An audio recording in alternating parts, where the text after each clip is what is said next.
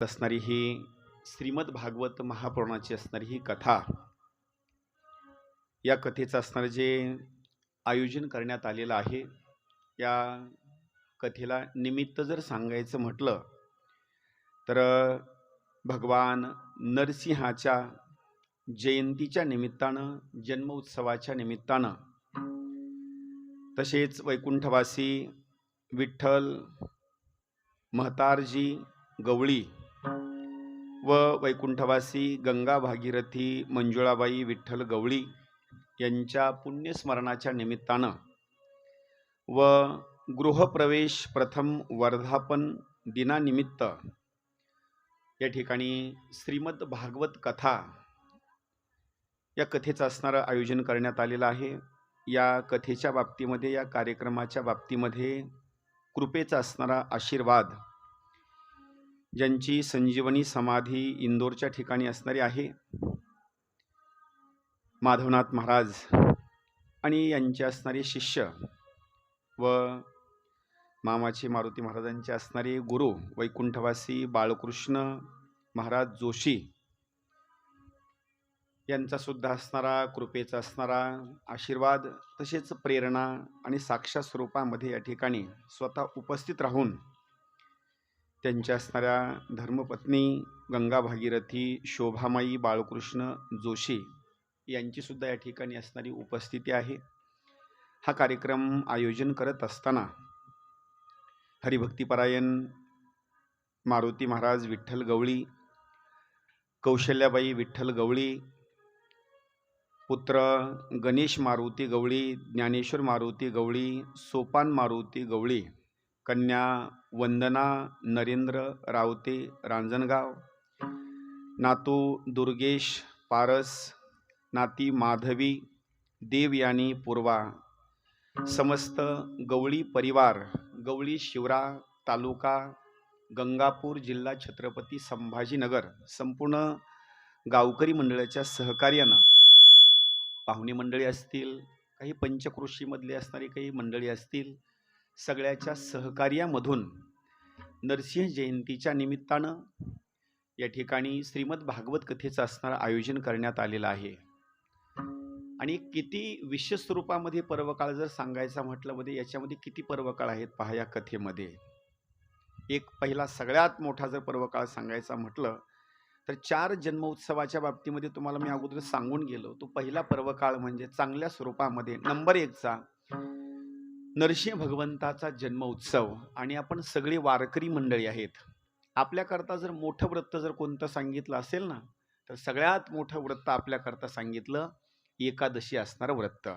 आणि हे एकादशीचं व्रत आपल्या याच कथेमध्ये आहे।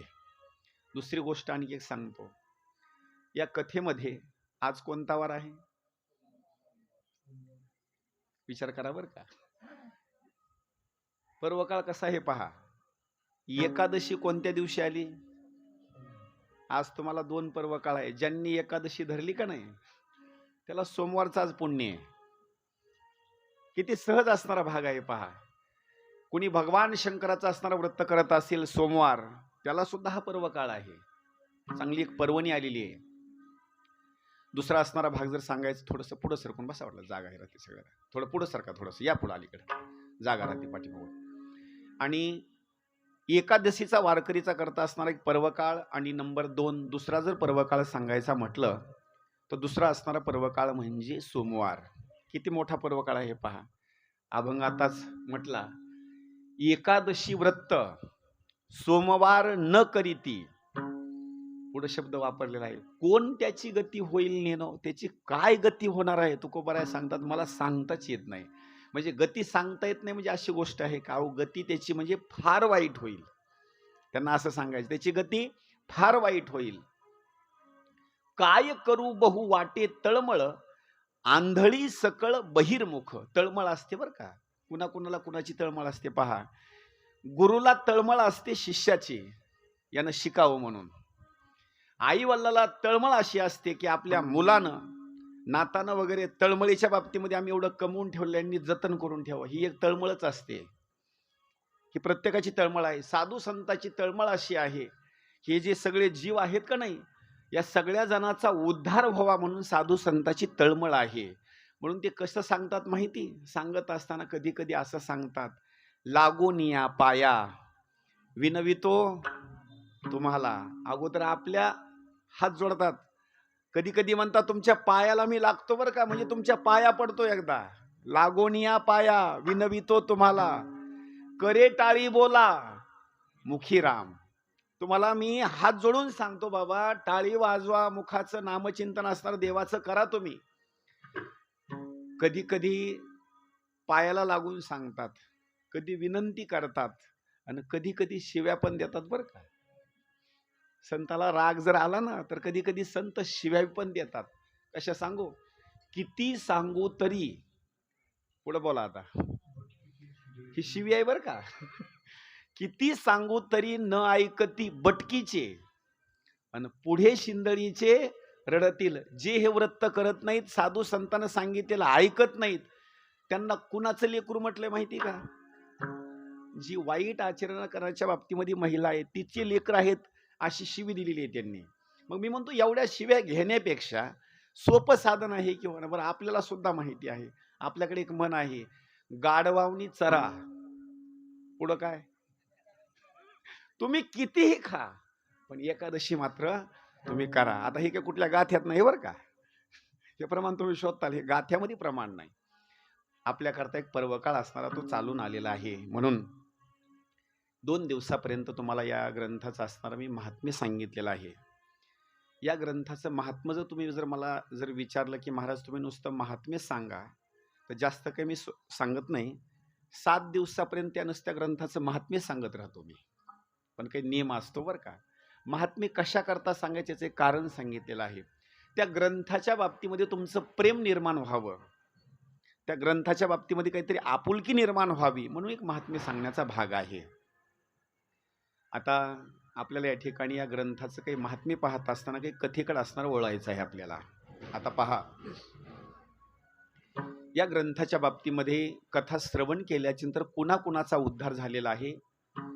काही या श्रोते मंडळीने, आपल्या गावकरी मंडळींनी काही कथा श्रवण केल्या आहेत पाठीमागे. मी जी सांगून गेलो ना, ती कथा परत येऊ नये म्हणून तुम्हाला 2 मिनिटांमध्ये जागृत करतो. तुम्हाला कळावं की ही कथा आपल्या इथं ऐकलेली आहे, आपण ही कथा श्रवण केलेली आहे. नंबर 1, ही कथा भक्तीनं ऐकलेली आहे.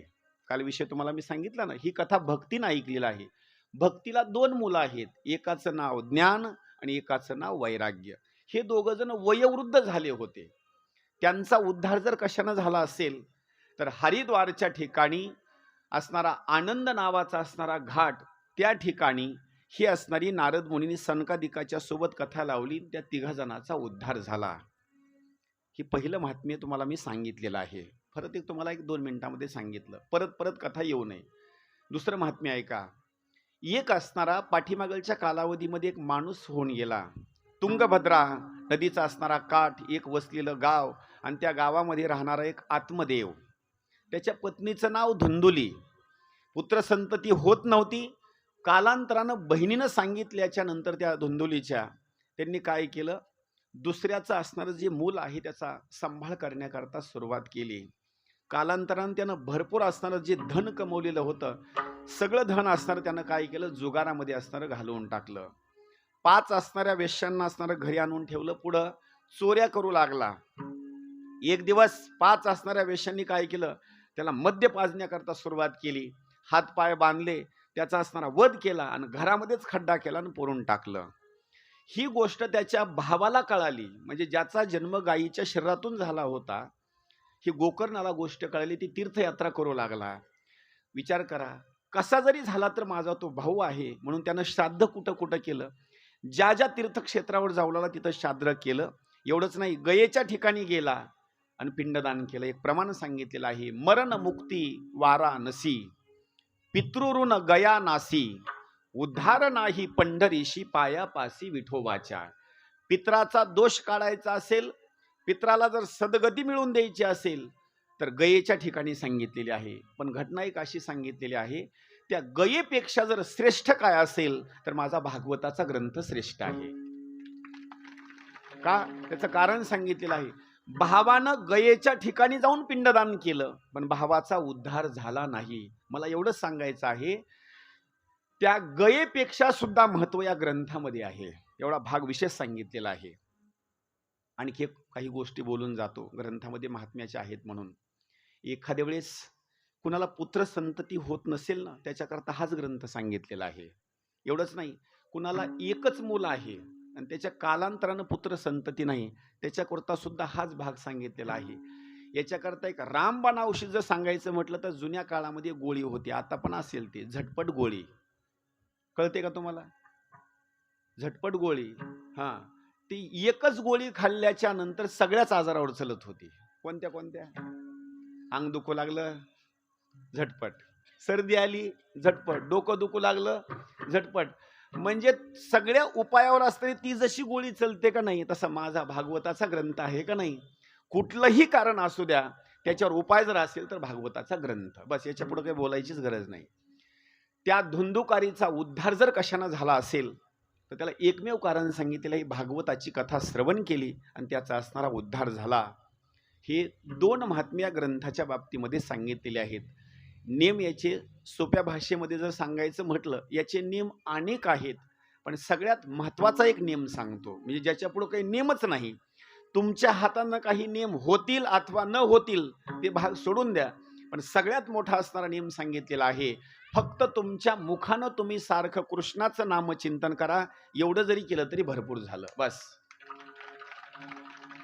पुढं या भागवत कथा आणि भगवत भक्तीचं असणारं काही महात्म्य सांगितलेलं आहे. भगवंताचे 1 आणि 2 नाहीत, असंख्य असणारे अवतार आहेत. अवताराच्या राशी तो हा उभा विटेवरी, शंख चक्र गदा पद्म सहित करी. देखिला देखिला देवा आधी देव बरवा, समाधान जीवा पाहता वाटे गे माये. एवढंच नाही, या देवाला पाहत असताना माऊली सुद्धा वर्णन करतात, अनंत रूपे अनंत वेसे देखिले म्या त्यासी, बाप रखुमा देवी वरूपुन बानली कैसी. प्रत्येक अवताराच्या बाबतीमध्ये जर तुम्हाला देवच बघायचा असेल ना, तर एक वर्णन केलेलं आहे, जे जे दृष्टी दिसे ते ते हरिरूप पूजा.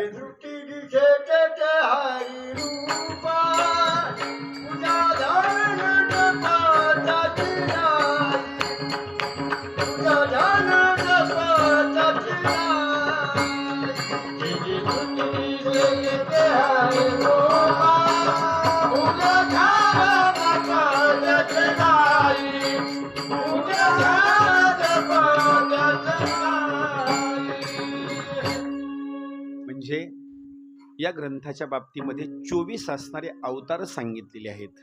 या ग्रंथाच्या बाबतीमध्ये पुढे वर्णन करत असताना सांगितलेलं आहे, जर एखाद्या वेळेस साधू संताच्या पात्रावर जर उष्ट अन्न शिल्लक जर राहिलं तर ते उष्ट अन्न साधू संताचं खायचं. त्याचं कारण सांगितलेलं आहे. का खायचं त्याचं कारण सांगितलेलं आहे, जेविले ते संत, प्रमाण ऐका बरं का, जेविले ते संत मागे उष्टावळी, अवघ्या पत्रावळी करोनी झाडा. पत्रवळ्या कुठल्याही उचलू नका बरं का, मी सांगतो ते ऐका. पत्रवळ्या कुठल्याही उचलू नका. तुम्हाला जर पत्रवळीच उचलायची असेल तर माझ्या हनुमंतरायाचा सप्ताह असेल ना, तर त्या सप्त्यामधल्या पत्रवळ्या उचलायच्या. मग तुम्ही घरचे पाटील असो, श्रीमंत असो, नाही कोणी असो, तिथं एक काम करायचं, धोतर जर अंगावर घातला असेल ना, असं धोतर वर करायचं, कष्ट आवळायचा, मोकळ्या मनानं पात्र उचलायचे. कशा करता माहिती? हे पात्र म्हणजे देवाच्या पंक्तीमधले पात्र आहेत. जेवलेले माणसं म्हणजे सगळे संत आहेत, वारकरी, यांचे पात्र उचला, तुमच्या शरीराला कसलाच आजार होणार नाही. कशा करता माहिती? हे कुठल्या लग्नातले पात्र नाहीत, हे देवाचे असणारे पात्र आहेत. आणि याच्या पुढे आहे का, तुम्ही किती श्रीमंत आहेत हे डोक्यातून काढून टाका अगोदर. आणि जेवणच करायचं असेल तर हनुमंतरायाचा सप्ताह असल्याच्या नंतर खाली आत राहायला असो अथवा नसो, पंक्तीला बसायचं आणि जेवण करायचं. काही लोक एक असे आहेत, काही लोक काय करतात माहिती, पंक्तीला जेवत नाहीत, टोपलं घराकडलं आणायचं, भरायचं आणि घराकडे घेऊन जायचं. मी इथलं सांगा नाही बरं का कुणाला, तुम्ही इथलं सांगा नाही, उगा तुम्ही मनाला लावून घ्या त्याला. मी इथलं सांगा नाही, मी दुसऱ्या गावचं सांगायला, मी आमच्या गावाकडलं सांगायलोय. लोक इथलं नाही बरं का, इथलं नाही, मी तिकडलं सांगायलो. म्हणजे इथलं का नाही सांगायचं, मला आणखी कथा भरपूर करायची आणखी. जेवणच करायचं असेल तर कुठं जेवण करायचं माहिती? पंक्तीला बसून जेवण करायचं. काय होतं माहिती, परगावची काही मंडळी येतात, तुम्ही जर वाहनं जर घराकडे घेऊन जाऊ लागला तुमची तुमची व्यवस्था इथं आहे, बाहेरच्या माणसाची काय व्यवस्था आहे मला सांगा बरं. स्वयंपाक कधी घराकडे न्यायचं त्याचे कारण तुम्हाला सांगतो, माफी मागून बोलतो बरं का. सगळ्या लोकांचे जेवण व्हावे, सगळ्या लोकांचे जेवण व्हावे बरं का. आणि कोणीतरी एक माणूस नेमलेला असावं, त्यानं सांगावं आता बाबा सगळ्या जणांचे जेवण झाले, स्वयंपाक आता टाकून देण्याची वेळ आलेली आहे. आता हे टाकून देण्याच्या ऐवजी काय करा, तुमच्या आता घराकडे घेऊन जा, प्रसाद त्यावेळेला घेऊन जायचा. नाही तर पहिल्या पंक्तीला तिथंच बसायचं, तिथलं टोपलं घ्यायचं, घराकडे घेऊन जायचं आणि परत सुद्धा आणून द्यायचं नाही. असं मात्र नाही बरं का करायचं. अभिमान सोडायचा आणि अभिमान सोडून खाली जागा कशी याचा विचार नाही करायचा. किती तुमचे कपडे भरू द्या, त्या पंक्तीला बसायचं, छान स्वरूपामध्ये असणारं जेवण करायचं. जेवण केल्याच्या नंतर लक्षात ठेवा, आपलं स्वतःचं पात्र आहे ना, स्वतःचं पात्र दुसऱ्यानं कधी उचलू नये. का?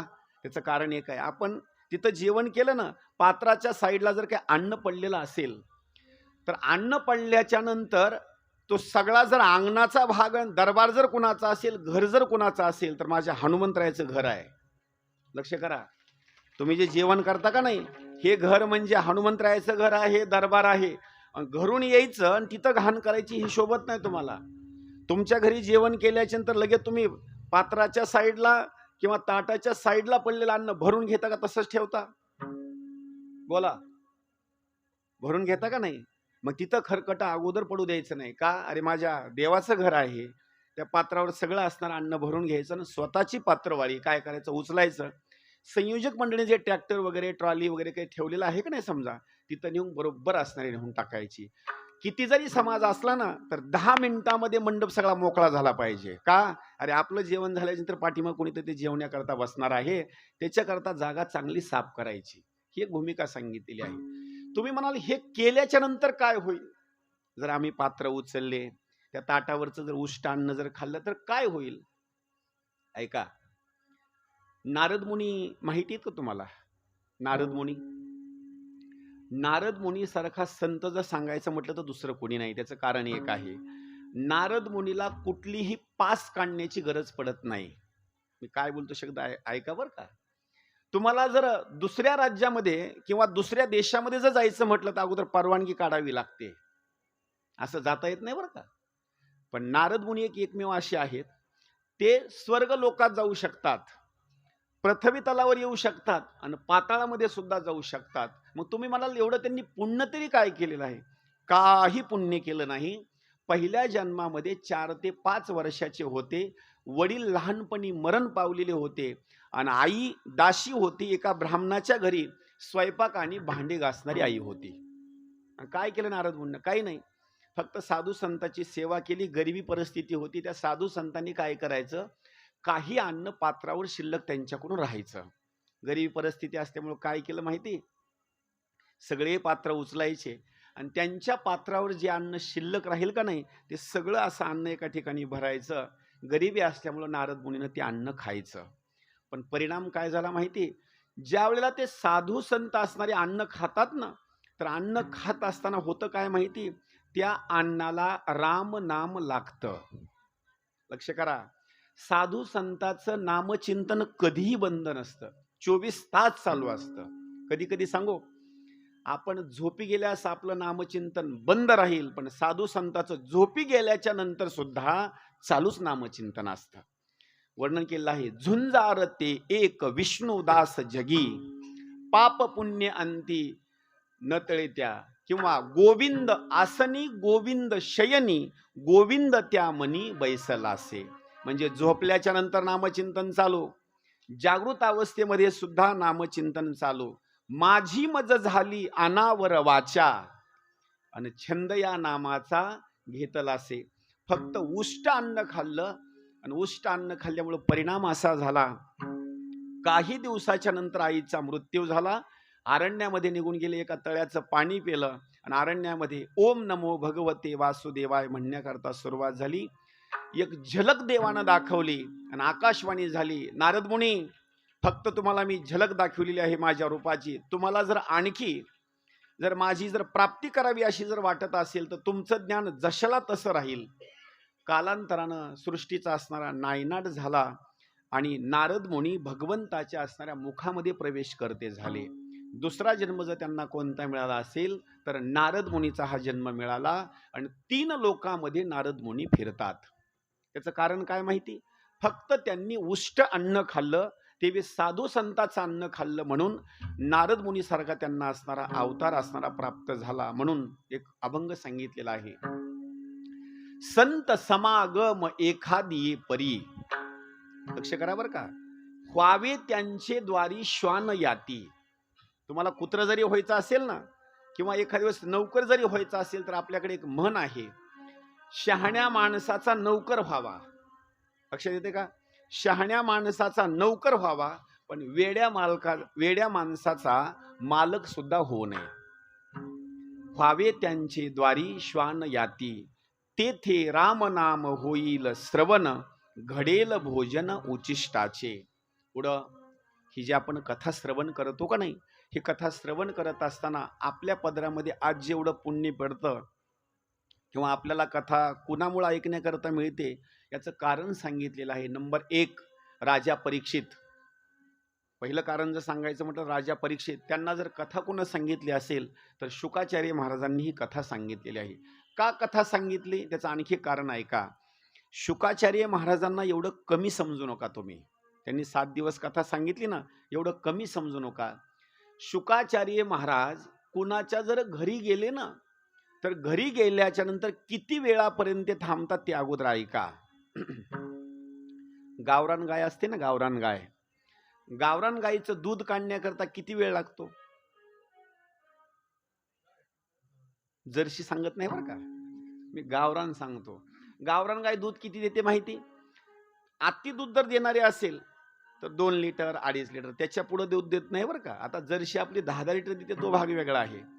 आणि गावरान गाईचं दूध जर काढायचं म्हटलं तर हायेस्ट टाइम, जास्त टाइम 5-7 मिनिट, त्याच्या पुढं जास्त वेळ लागत नाही. शुकाचार्य महाराज फक्त गाईचं दूध काढेपर्यंत जर महान लोक असतील तर त्यांच्या घरी तेवढाच कालावधी थांबतात, त्याच्या पुढं मात्र थांबत नाही. तिथे एक प्रश्न असा आहे, मग अनेक लोकांच्या घरी गेल्याच्या नंतर गाईचं दूध काढणं एवढाच कालावधी थांबतात, मग परीक्षित राजाच्या जवळ तर 7 दिवसापर्यंत थांबले. याचं काय कारण आहे? विचार करण्याची भूमिका आहे ना. एका दिवसामध्ये रात्रीमध्ये 24 तास, आता 7 दिवसाचा हिशोब लावा, मग एवढा कालावधी का थांबले? त्याचं कारण एक आहे, ज्या वेळेला पांडवांनी राजसूय नावाचा यज्ञ केला, कथा कीर्तनामध्ये तुम्ही भाग ऐकलेला आहे, सगळ्या पत्रवळ्या उचलल्या आणि उचलल्याच्या नंतर बाहेर नेऊन टाकल्या. शुकाचार्य महाराजांनी पोपटाचं रूप घेतलं आणि उष्ट्या जी असणाऱ्या पत्रवळ्या होत्या का नाही, श्रीकृष्ण भगवंतांना उचलून नेऊन टाकलेल्या, त्याच्यावरता उष्टा भात फक्त खाल्ला. किती खाल्ला माहिती? फक्त एकच शीत. किती? 1 शीत बरं का, फक्त, जास्त नाही. 1 शीत खाल्ला. 1 शीत खाल्ला तर एका शीताच्या बदल्यामध्ये राजा परीक्षिताला 7 दिवसापर्यंत कथा सांगितली. विचार करा, आपल्याकडे सुद्धा एक म्हण आहे, ज्याचं खावं मीठ, पुढे बोला की, काम नाही, आपण कायमच नीट करून टाकतो. त्याचं सुंदर भूमिकेमध्ये सांगितलेलं आहे. राजा परीक्षितेला 7 दिवसापर्यंत असणारी ही कथा सांगितली. पण कोण परीक्षित राजा, असं जर विचार जर करायचा म्हटलं ना, हा परीक्षित राजा कोण आहे ते ऐका. 5 पांडव आणि त्या 5 पांडवाचा बाबतीमध्ये असणारा एक सुपुत्र जर सांगायचं जर म्हटलं, एक अभिमन्यू, आणि अभिमन्यूच्या पत्नीचं नाव आहे उत्तरा. घनघोर युद्ध सुरू झालं आणि त्या घनघोर युद्धामध्ये अभिमन्यूचा मृत्यू झाला. उत्तरा गर्भ धारण केलेला आहे आणि या शरीरामध्ये असणारा उत्तरेच्या गर्भाशयामध्ये एक बालक आहे. आणि बालक असल्याच्या नंतर ज्या वेळेला निद्रित स्वरूपामध्ये अश्वत्थाम्यानं द्रौपदीच्या बाबतीमध्ये 5 पांडवाची असणारी जी काही पुत्र संतती होती त्यांचा असणारा वध केला. पुढं अश्वत्थाम्याला पकडण्याकरता सुरुवात केली, पकडलं. परत अश्वत्थाम्यानं काय केलं, जो गर्भ होता का नाही, त्या गर्भाच्या ठिकाणी गर्भ नष्ट करण्याकरता बाण सोडला त्यानं. ते बाण सोडल्याच्या नंतर उत्तरेनं काय केलं, श्रीकृष्ण भगवंताचा धावा केला. कृष्णा धावरे लवकरी, संकट पडले भारी. देवा धाव. धावत धावतच आली आणि आल्याच्या नंतर कृष्णाचे पाय पकडले आणि सांगितलं, देवा एक माझी विनंती आहे, माझं संरक्षण करा. कृष्ण म्हणतात, संरक्षण? होय देवा, पण मी माझं संरक्षण सांगते अशातला भाग नाही बरं का. एखाद्या वेळेस मी मरण जरी पावले तरी चालेल. फक्त माझी एक विनंती आहे, माझ्या गर्भाशयाच्या बाबतीमध्ये माझ्या शरीरामध्ये जो बालक आहे का नाही, त्याचं मात्र संरक्षण करा. का देवा सांगू? हा पांडवाचा वंश आहे. जर तुम्ही पांडवाचं जर संरक्षण जर नाही केलं या वंशाच्या बाबतीमध्ये, तर पांडवाचा वंश मात्र राहणार नाही, वंश मात्र खंडित होईल. आपण प्रमाण दररोज ऐकतो, द्वारकेचा राणा पांडवा घरी. ऐका, युद्ध होण्याच्या अगोदर सुंदर स्वरूपामध्ये काही भाग विचारलेला आहे. 11 अक्षोहिणी सैनिक, सोपं सांगतो, 11 अक्षोहिणी सैनिक कौरवाकडे होतं. किती? 11 अक्षोहिणी. आणि फक्त 7 अक्षोहिणी सैनिक एका साईडला होतं. निवडून कोण येईल? आकडा तरी कळतो ना? अहो, एका साईडला 7 अक्षोहिणी आहे, एका साईडला 11 अक्षोहिणी आहे. पण एवढं जरी असणारं सैनिक जरी असेल, फक्त फरक आहे, जिकडं 7 अक्षोहिणी पांडवाकडे आहे, तिकडं सगळ्यात जर महत्वाचा जर कोण असेल तर तिकडं कोण आहे? एकटा कृष्ण आहे बरं का. आणि जर भक्तावर जर संकट आलं तर देव शपथ घेतलेली सुद्धा कधी कधी बदलतो, कधी कधी बदलतो बरं का. युद्धाच्या अगोदर सांगितलं होतं दुर्योधनाला, एका साईडला माझं सगळं सैनिक आणि एका साईडला फक्त 4 गप्पा मी मात्र मारणार. दुर्योधनानं काय निर्णय घेतला? गप्पा मारणार असेल तर कामाचा नाही म्हणले, फक्त सैनिक मला दे. अर्जुनाला विश्वास होता, हे गप्पा तर मारतच मारतं, पण वेळ आल्याच्या नंतर गप्पा सोडून देऊन शस्त्र सुद्धा हातामध्ये घेतं. विश्वास होता. देवा सांगितलं, तू एक काम कर, तू गप्पा जरी मारल्या ना, तर गप्पा जरी मारल्या तरी माझ्या कामाच्या आहेत. त्यावेळेला जय जर कोणाचा झाला असेल तर तेवढ्या युद्धामध्ये यत्र योगेश्वरो कृष्णो यत्र पार्थो धनुर्धरः तत्र श्रीर विजयो भूतीर ध्रुवानीतिर्मतीर मम. कुणाचा विजय झाला? पांडवाचा युद्धामध्ये विजय झाला. आता पहा, उत्तरा धावत धावत आली आणि वर्णन असं केलेलं आहे, संरक्षण करा म्हटल्याच्या नंतर देवानं काय केलं? पोटामधल्या बाळाचं संरक्षण करण्याकरता देवानं अंगठ्या एवढं रूप धारण केलं. देवाला सगळ्यात महान मोठं रूप घेता येतं आणि छोटं सुद्धा रूप घेता येतं. देवानं काय केलं? उत्तरेच्या शरीरामध्ये प्रवेश करत असताना उत्तरेला सुद्धा पत्ता लागला नाही की देव शरीरामध्ये कधी गेले. काय केलं देवानं? शंख, चक्र, गदा आणि त्या गर्भाच्या भोवती अशी फिरण्याकरता सुरुवात केली. देवाच्या मनात जर आलं तर मरण पावलेल्या माणसाला सुद्धा देव जिवंत करतो. आणि एखाद्या वेळेस जर जिवंत माणूस असेल आणि देवाच्या मनात जर आलं तर मारण्याचाही प्रयत्न करतो. आले देवाची या मना आणि तेथे कोणाचे चाले ना, सत्ताच त्याची आहे ना. नेमकं काय बदल करायचा आहे? त्यावेळेला देवानं काय केलं? तो गर्भ संपूर्ण टक्के नष्ट होत आलेला होता. नष्ट म्हणजे ते जळत आलेला गर्भ होता. तरी सुद्धा देवानं काय केलं माहिती? त्या गर्भाच्या भोवती सारखा असा राऊंड घेण्याकरता सुरुवात केली. आता तुम्हाला कळत नसेल, ती कथा सोडून द्या. आज सुद्धा आपण इथं आहोत का नाही, तर ज्यावेळेस आपण आईच्या गर्भाशयामध्ये होतो ना, तिथं जर संरक्षण कुणं केलं असेल तर दुसरं तिसरं कुणं केलं नाही. तिथं सुद्धा परीक्षित राजाचं संरक्षण केलं आणि आपलं सुद्धा देवानं संरक्षण केलेलं आहे. आणि ज्यांचं ज्यांचं देवानं संरक्षण केलं नाही ते आईच्या गर्भाशयाच्या बाहेर आल्याच्या नंतर मृत्युमुखी पडलेले आहेत. अशा सुद्धा काही घटना आहेत. म्हणजे जन्म झाल्याबरोबर आपल्याला काही वेळेला असं लक्षात येतं की ते मूल जन्माला गर्भाशयामध्येच असताना त्याचं मृत्युमुखी पडलेलं आहे. म्हणजे आज आपलं जर संरक्षण कुणं केलं असेल तर कृष्णानं असणारं संरक्षण केलेलं आहे. महाराज, ज्या वेळेला राजा परीक्षितीचा जन्म झाला ना, तर नाव त्याचं पहिलं ठेवलेलं आहे. आपण हे परीक्षित नाव म्हणतो, पण पहिलं नाव आहे त्याचं विष्णुरात. नाव कसं आहे पहा. पहिलं नाव विष्णू आणि दुसरा शब्द आहे रात. विष्णू शब्दाचा अर्थ असा होतो, ज्या बालकाचं विष्णूनं सारखं संरक्षण केलं रात्र आणि दिवस, म्हणून त्याचं नाव विष्णुरात. पहिलं नाव. परीक्षित नाव ठेवण्याला कारणच एवढं आहे, ज्यावेळेला जन्म झाला ना, अनेक लोक त्या परीक्षित राजाला बघण्याकरता आले लहान स्वरूपामध्ये. ते लेकरू सारखं असणारं, जेवढे जेवढे लोक बघण्याकरता आले होते का नाही, त्यांच्या चेहऱ्याकडे बघू लागलं. कशाकरता माहिती? ज्यानं माझं गर्भाशयामध्ये गर्भाच्या साईडला सारखा फिरत होता, त्यांचा चेहरा यांच्यासारखा का मिळत नाही? आता माणसं कुठं आणि देव कुठं? त्यांचा चेहरा कधी मॅचिंग होईल का? अजिबात नाही. म्हणून त्यांचं नाव ठेवलं परीक्षित असणारा राजा. महाराज लहानाचा असणारा मोठा होऊ लागला. एक दिवस अर्जुन द्वारकेला निघाला.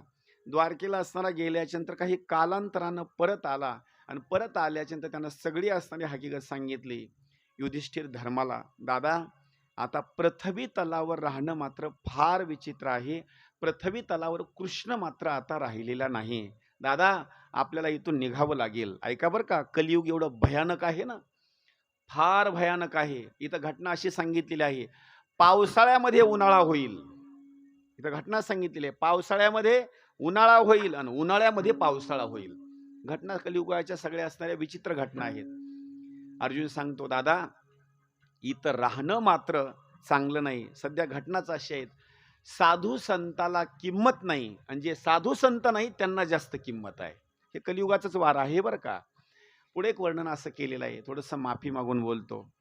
आई रे बैमान दुनिया आई रे, माता पिता को कोही नहीं माने, औरत को बेईमान. एवढंच नाही, पुढे एक प्रमाण सांगितलेलं आहे, साधू संत को कोई नहीं माने, टिंब टिंब को बहुमान. पुढलं प्रमाण तुम्हाला माहिती असेल तर एक थोडंसं माफी मागून बोलतो बरं का, तुमच्या लक्षात येत असेल तर. तुम्ही कधी मोटरसायकलवर जात असताल, कधी फोर व्हीलर गाडीमध्ये जात असताल, काही माणसं पैसे मागतात. समजून घ्या बरं का. आता ते माणसं पैसे मागतात, मग ते काय करतात काही लोक माहिती आहे का, आपल्या जवळचे 10-20 रुपये त्यांना देतात. मी एक दोघांना गाडीमध्ये बसल्याच्यानंतर प्रश्न विचारला, तुम्ही का पैसे देतात? महाराज, त्यांना जर पैसे नाही दिलं तर शाप लागतो. कुणाला? त्यांना जर पैसे नाही दिला तर शाप लागतो. आता माझा एक प्रश्न असा आहे, त्या माणसाचा ना आपला काही संबंध आहे का? बोलण्याचा भाग सांगतो बरं, काही संबंध आहे का? काही संबंध नाही ना. पण काही संबंध नसताना सुद्धा पैसे जर नाही दिले तर शाप लागतो. माझा बोलण्याचा एक भाग असा आहे, ज्यांचा संबंध आहे त्यांची जर सेवा नाही केली तर किती शाप लागल. कळायला का तुम्हाला मी काय सांगतोय ते?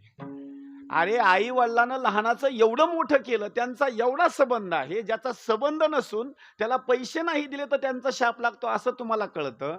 मग आई वडिलांना एवढा संबंध आपल्यासोबत केलेला आहे, लहानाचं मोठं केलेलं आहे आपल्याला, मग त्यांचा किती शाप लागला आपल्याला. म्हणून एक विशेष स्वरूपामध्ये सांगतो, राजा परीक्षिताच्या बाबतीमध्ये लहानाचे मोठे होत असताना धर्मराजाला उपदेश अर्जुनानं केला आणि 5 पांडव आणि एक असणारी द्रौपदी उत्तर दिशेला चालण्याकरता सुरुवात केली.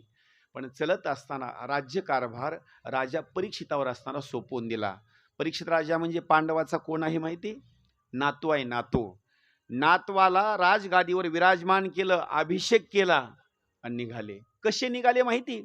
अहो, यांचं राज्य जर सांगायचं म्हटलं तर समुद्राच्या काठापर्यंत राज्य यांचं, पण एका मिनिटामध्ये राज्याभिषेक केला ना, आपल्या अंगावर लगेच वस्त्र धारण केले भगवे आणि निघाले. द्रौपदी सुद्धा साधारण नव्हती महाराज, द्रौपदी सुद्धा साधारण नव्हती. 5 पांडव जर पुढे निघाले तर द्रौपदीनं असं म्हणायला पाहिजे होतं, तुम्ही निघालात, माझी यायची काय गरज आहे. ऐका बरं का, एक वर्णन केलेलं आहे, पती जर पुढे निघाले ना, मालकीनबाईनं पाठीमागं चालायचं, दुसरा विचार अजिबात करायचा नाही. त्यावेळेला द्रौपदीनं काय केलं? पांडव पुढे चालतात, द्रौपदीनं सुद्धा राज्याचा त्याग केला आणि द्रौपदी पाठीमागं निघाली. महाराज, त्यांचा वैकुंठ गमनाचा असणारा भाग आहे, त्यांनी स्वर्ग लोकाची असणारी यात्रा केली, ते निघून गेले. आता एक भाग सांगितलेला आहे, ज्यावेळेस राजा परीक्षित राज्य शासन कारभार करू लागला, त्यावेळेला कधी कधी शिकार करण्याकरता गेल्याच्या नंतर फक्त एकच चर्चा त्याच्या कानावर पडायची. राजा परीक्षित त्यांच्या बाबतीमध्ये कानावर चर्चा अशी पडायची, महाराज, काय तुमचं वर्णन करावं? आज तुम्ही ज्या राजगादीवर विराजमान आहेत ना, तुमचे आजोबा एवढे महान, एवढे महान, काय वर्णन करावं? तुमच्या आजोबाला जर कोणी सहकार्य केलं असेल तर कृष्णानं सहकार्य केलेलं आहे. आजोबाचं नाव घेतल्याबरोबर राजा परीक्षिताच्या डोळ्याला पाणी यायचं. नातवाचं प्रेम जर कोणावर असेल तर खरं सांगू, आई वडिलापेक्षा सुद्धा आजी आजोबावर. फक्त फरक एवढा आहे, आई वडील आजी आजोबाकडे जास्त जाऊ देत नाहीत. सगळ्यात जास्त त्यांची प्रेमाची भूमिका आहे. आणि असं समजत नसेल तर एक काम करा बरं का, मी अनेक वेळेला सांगतो, आजोबानं पण आजीनं पण नातवाची एक घेत असताना माझ्याकडे बघा बरं का, आजीनं न आजोबानं नातवंडाची एक घेत असताना फक्त सूनबाईकडे एकदा बघ जा. आवडत नाही, अजिबात आवडत नाही.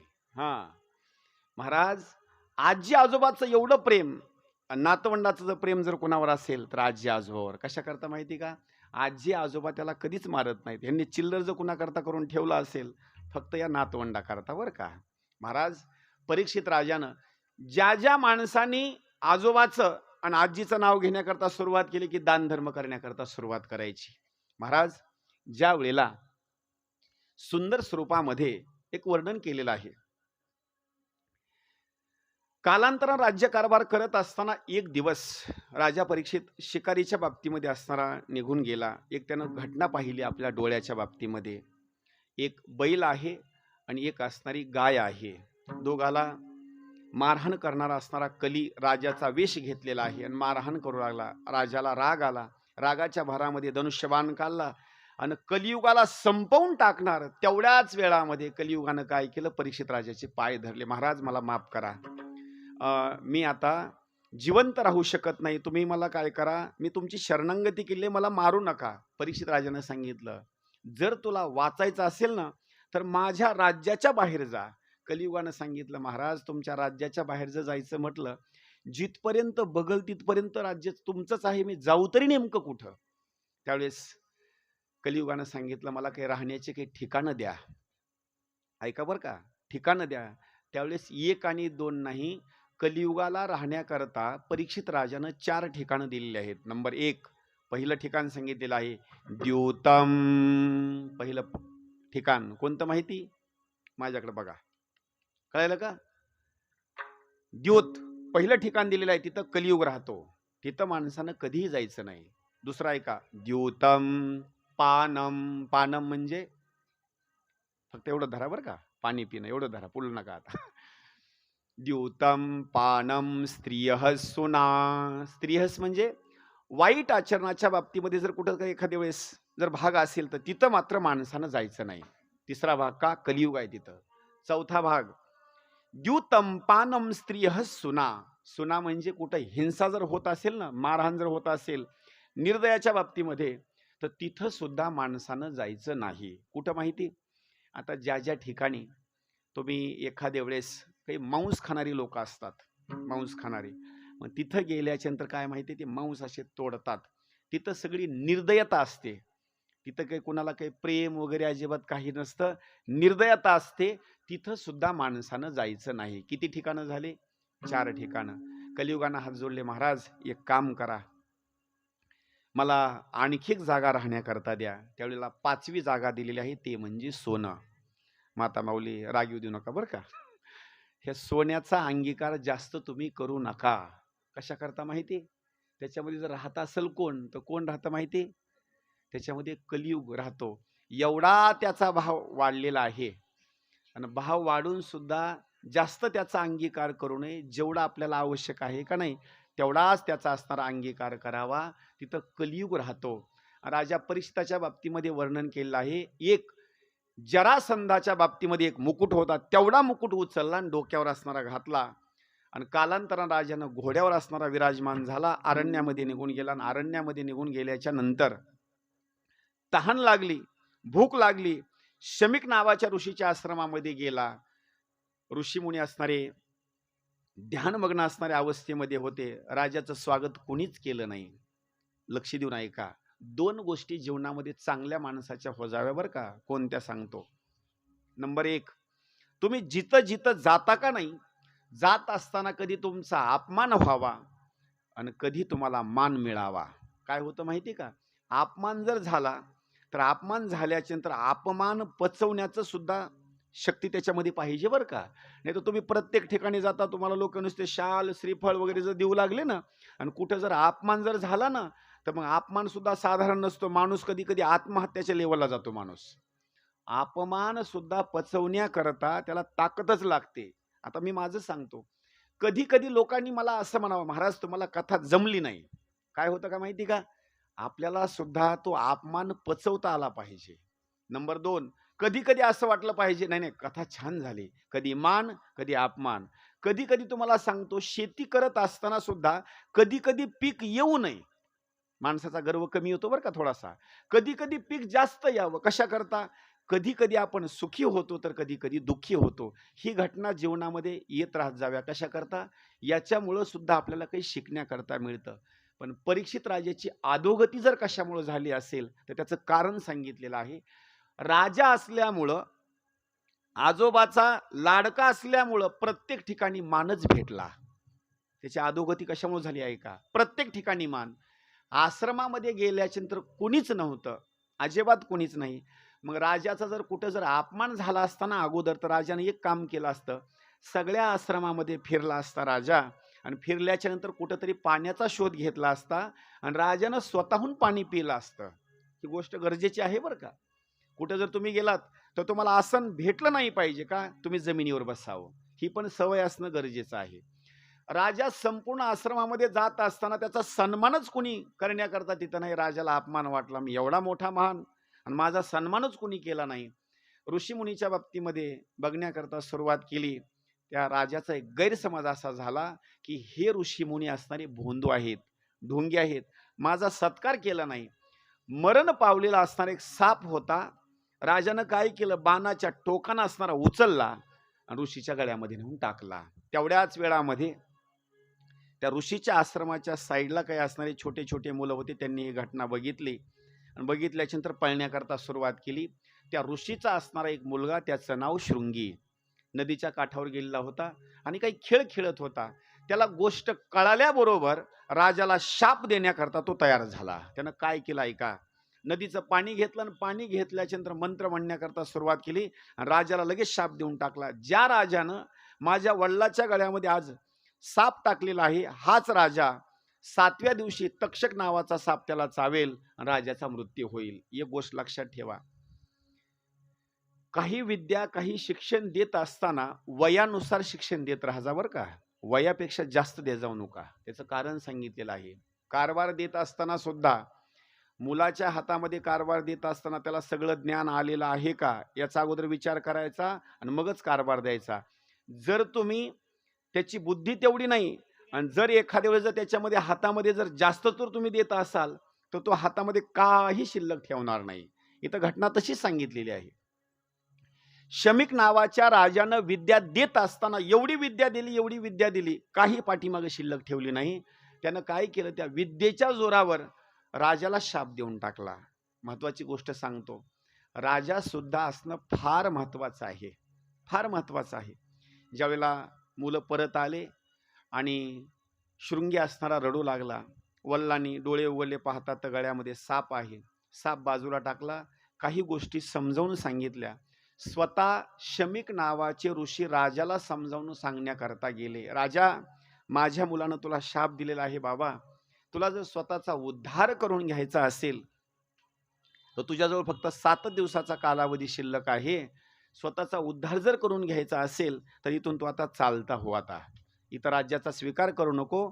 इथून कुठंतरी स्वतःचा उद्धार करण्याकरता राज्याचा त्याग कर आणि इथून असणार तू निघून जा. काय केलं परीक्षित राजानं? 5 असणारी मुलं होते. जन्मेजयाला राजगादीवर विराजमान केलं आणि राजानं सुद्धा संपूर्ण राज्याचा त्याग केला आणि गंगेच्या काठावर जाऊन असणारा राजा बसला. ऐका, खाली आतरण्याकरता काय घेतलं माहिती? वाळलेलं गवत घेतलं, त्याचे टोक पूर्व दिशेला केले आणि राजानं जो चेहरा केला तर तो उत्तर दिशेला चेहरा केला. अनेक लोक त्या ठिकाणी भेटण्याकरता आले. प्रत्येक जणाला एकच प्रश्न विचारण्याकरता चालू होता, सांगा 7 दिवसामध्ये मी मरणार आहे, माझा उद्धार होण्याकरता एखादी गोष्ट असेल तर सांगा. प्रत्येक लोक यायचे सांगायचे, महाराज याच्यावर काय आम्हाला उपाय सांगता येत नाही. त्यावेळेला पूर्वजांचं काहीतरी भाग्य होतं आणि पुण्याईच्या जोरावर न आमंत्रण देता स्वतःहून शुकाचार्य महाराज तिथं आले. त्यावेळेस त्यांचं वय सांगितलेलं आहे 16 वर्षाचं वय. म्हणजे आताच्या भाषेमध्ये जर सांगायचं म्हटलं तर 10वीचा विद्यार्थी आहे का नाही, 10वीच्या विद्यार्थ्याचं वय सुद्धा 16च वर्ष गृहीत धरा. शुकाचार्य महाराज वयाच्या 16व्या वर्षी परीक्षित राजाच्या जवळ आले. त्यांचं एक वर्णन केलेलं आहे. अंगावर कपडे कमी, एकदम जेवढी आवश्यक असणारे कपडे आहेत ना तेवढाच अंगावर असणारा कपडा, 16 वर्षाची असणारी मूर्ती, तेज असणारं चमकणारं. शुकाचार्य महाराज आल्याच्यानंतर सगळ्या जणांनी असणारं शुकाचार्य महाराजांचं असणारं स्वागत केलं. बोलिए शुकाचार्य महाराज की, बोलिए शुकाचार्य महाराज की। राजानं स्वागत केलं आणि हात जोडले, उच्च असणाऱ्या सिंहासनावर बसवलं आणि सांगितलं, महाराज माझा एक प्रश्न आहे. मी तुम्हाला उच्च असणाऱ्या आसनावर बसवलेलं आहे, तुम्ही माझे गुरु आहेत आणि माझी एक विनंती आहे तुम्हाला. मला 7 दिवसामध्ये आता मरणाचा असणारा भाग सांगितलेला एक शाप आहे. सांगा माझा 7 दिवसामध्ये उद्धार होण्याकरता काही साधन आहे का? हसून सांगितलं बरं का, हसून. त्याचं कारण एक आहे, एखाद्या माणसाला बोलत असताना हसून बोलायचं बरं का. किती जरी संकट मोठं असलं का नाही, हसून बोलायचं. कुणाला जर देणं जास्त झालं असेल तर त्याला असं म्हणायचं नाही कधीच, तुझं देणं आता कधीच फिटणार नाही, असं नाही त्याला म्हणायचं. काळजी करू नका, अहो एखादं साल आलं तर तुमचं सगळं देणं नील होईल, त्याला आधार पोचतो बरं का. एखाद्या माणसाला काही दुखापत झाली असेल त्याला सांगायचं, काळजी करू नका, आता तुमचा आजार बरा होईल. दवाखान्यामध्ये जर गेलं तर डॉक्टरने त्यांना अगोदर सांगायचं, काळजी करू नका, नॉर्मल तुमचा आजार आहे, मी बरा करून देतो. मग पैसे किती का त्यानं घेणार, पण आधार देणं मात्र फार गरजेचं आहे. पण काही लोक काय करतात माहिती का, हे बघाय जाणारे लोक आधार देत नाहीत. पार्लेजी बिस्किट पुडा द्यायचा, काहीतरी भेट वस्तू नेऊन द्यायची आणि त्यांना बोलण्याकरता सुरुवात करायचं, काय सांगावं बाबा काय नाही, आमच्या गावात एक तुमच्यासारखा असाच माणूस होता, 10 दिवस राहिला आणि पटकून निघून गेला. आता त्यांना काय डोक्यात ठेवावं आता, मग 16व्या दिवशी ह्याचा नंबर लागणार आहे काय? आता त्याला आधार देणं गरजेचं आहे. काळजी करू नका, तुमचा आधार साधारण आहे, काळजी करू नका, आता तुम्ही बरं होईल. त्या माणसाला काय वाटतं माहिती का, वा छान बरं का, आता मी बरा होतो. आधार देणं गरजेचं आहे. आधार कसा दिला ते ऐका. आधार देत असताना शुकाचार्य महाराजांनी सांगितलं, राजा काळजी करू नका, तुमच्याजवळ 7 दिवसाचा कालावधी आहे. पाठीमागा असणारा एक राजा असा होऊन गेला, त्याजवळ 7 दिवस नव्हते, फक्त 1 तास असतो.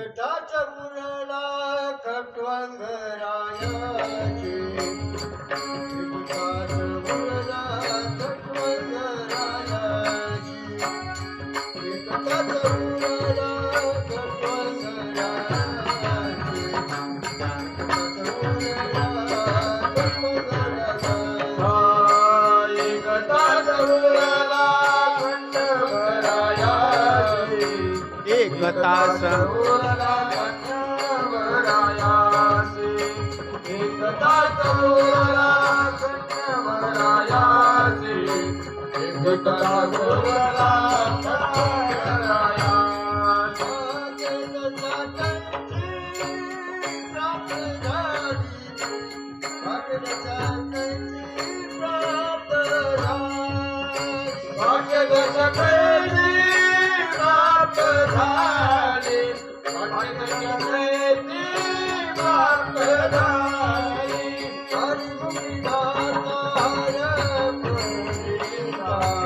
हरिमुखी गाता हर फली चिंता, हरिमुखी गाता हर फली चिंता, हरिमुखी हरिमुखी गाता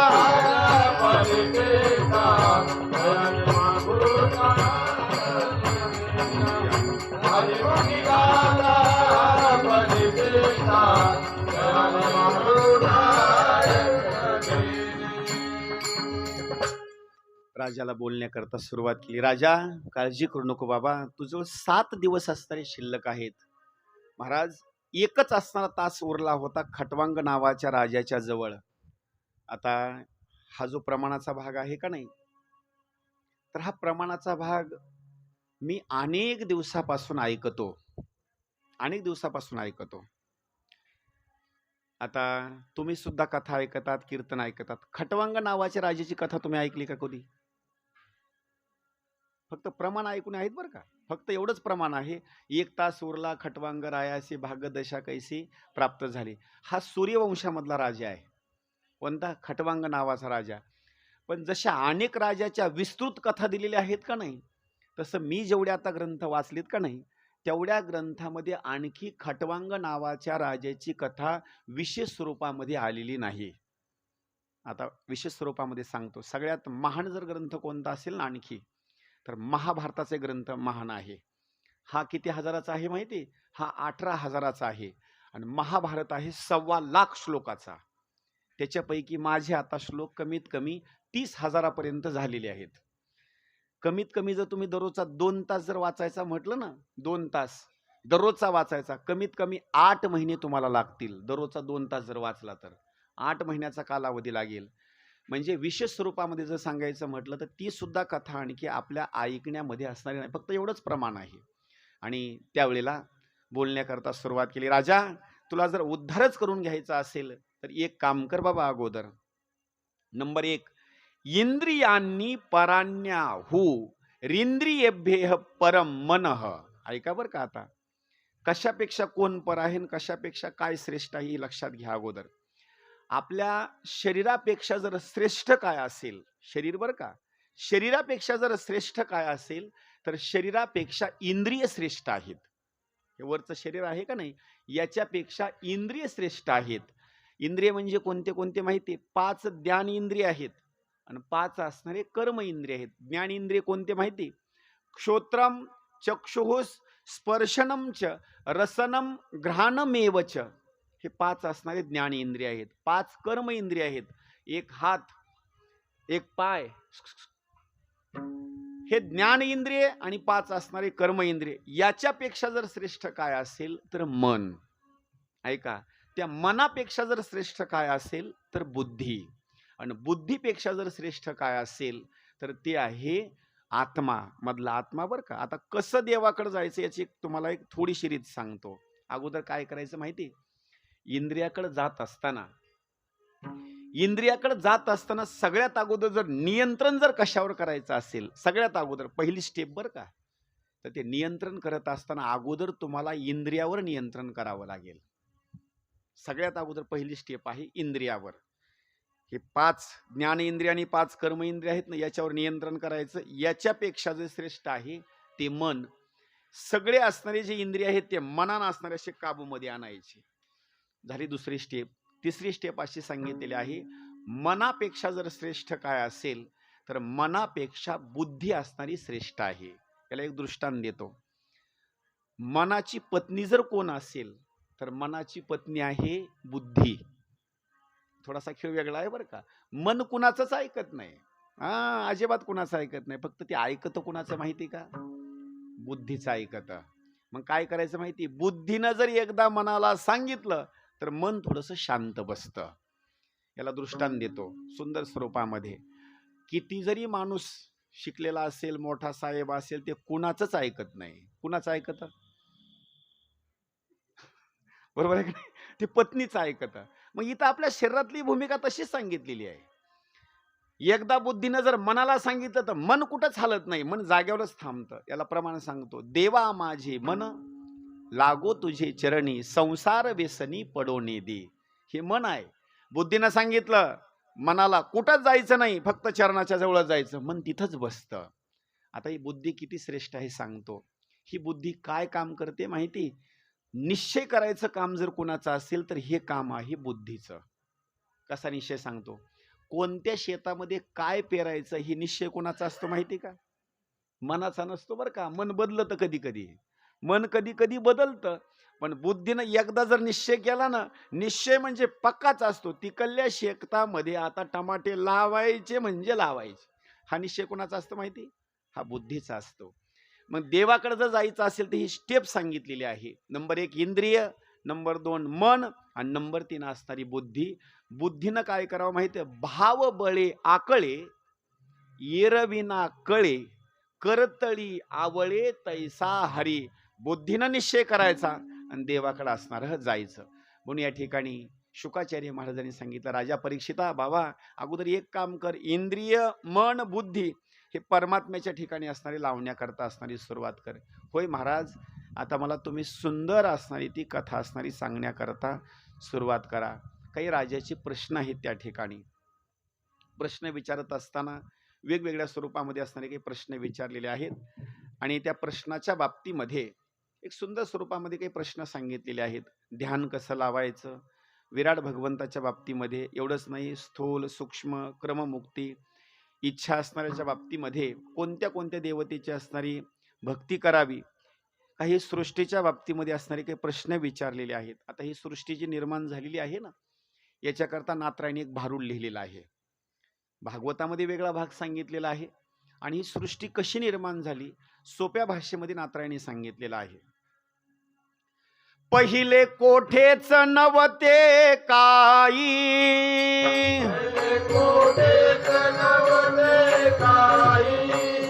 चंद्र सूर्य तारा नाही,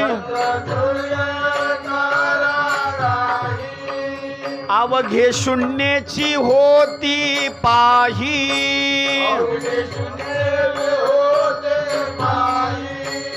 कानोबा तेरी तेरी ते,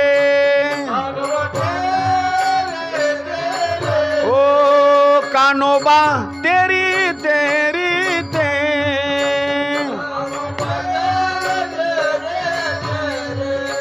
तेथे एक ढालगज निर्माण झाली, तेथे एक ढालगज निर्माण झाली,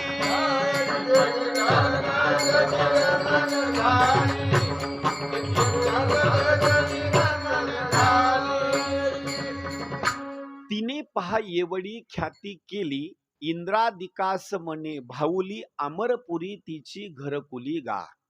ही सृष्टी कशी निर्माण झाली आहे का? नंबर 1, शून्य म्हणजे कोण आहे माहिती? शून्य म्हणजे ब्रह्म आहे. ढालगज म्हणजे कोण माहिती? आपल्याकडे कधी कधी बोलत असताना ढालगज म्हणजे नाटकीच्या स्वरूपामध्ये शब्द वापरलेला असतो. सांगू कसं कसं? नवीन जर सून, जुन्या काळामधलं सांगतो बरं का, आता सांगत नाही, सुनाला जर काम करू वाटणं गेलं घरामध्ये, आत्या माझं जरा डोकं दुखायलंय, मग आत्या एकदा ऐकते, दोनदा ऐकते, तीनदा ऐकते, शेवटी काय म्हणते शेजारी जवळ जाऊन, माहिती आमची सून जरा ढालगजच आहे. म्हणजे कशी माहिती का? नाटक करणं. हो, नाटक करणं म्हणजे ढालगजी स्वरूप आहे. मग इथं ढालगज हा शब्द जो वापरलेला आहे तो मायेच्या बाबतीमध्ये वापरलेला आहे. तिथे एक ढालगज निर्माण झाली, तिने पहा एवढी ख्याती केली, इंद्रादिकास म्हणे भाऊली, अमरपुरी तिची घरकुली गा. आता ही सृष्टी कशी निर्माण झाली आहे का? त्याच्या अगोदर तर कोणीच नव्हतं, फक्त एक ढालगज म्हणजे माया, नंबर 2ला ब्रह्म. या दोघाचाच विवाह आहे. तिने बापची दादला केला, दादला म्हणजे नवरा बर का, तिने बापची दादला केला, कोण वाईट म्हणे या बोला, अवघे तिच्याच बोलणे चाला, नाही तरी अलभ्य लाभ तुम्हाला. बस अशा दोघांच्या बाबतीमध्ये सांगितलं. मग सृष्टी निर्माण होण्याकरता असणारी सुरुवात झाली आणि अशा स्वरूपामध्ये मग सृष्टीच्या बाबतीमध्ये वर्णन केलं. ही सृष्टी असणारी निर्माण झाली. पुढं ही जी भागवताची कथा आहे ना, 18,000 श्लोकाच्या बाबतीमध्ये, तर सगळ्यात अगोदर ही कथा कोणी कुणाला सांगितलेली आहे ती अगोदर ऐका. सगळ्यात अगोदर जर ही कथा कोणी कुणाला सांगितली असेल तर आदि नारायण जे शेषशाही भगवंत आहेत ना, पाण्यामध्ये झोपलेले आहेत, पाय लक्ष्मीच्या हाती आणि किती यावे काकुलती, त्या आदि नारायण सगळ्यात अगोदर जर कथा कुणाला सांगितली असेल तर ब्रह्मदेवाला ही कथा सांगितलेली आहे. ब्रह्मदेवानं ही कथा नारद मुनीला सांगितलेली आहे. नारद मुनीनं हीच कथा व्यास महर्षीला सांगितलेली आहे.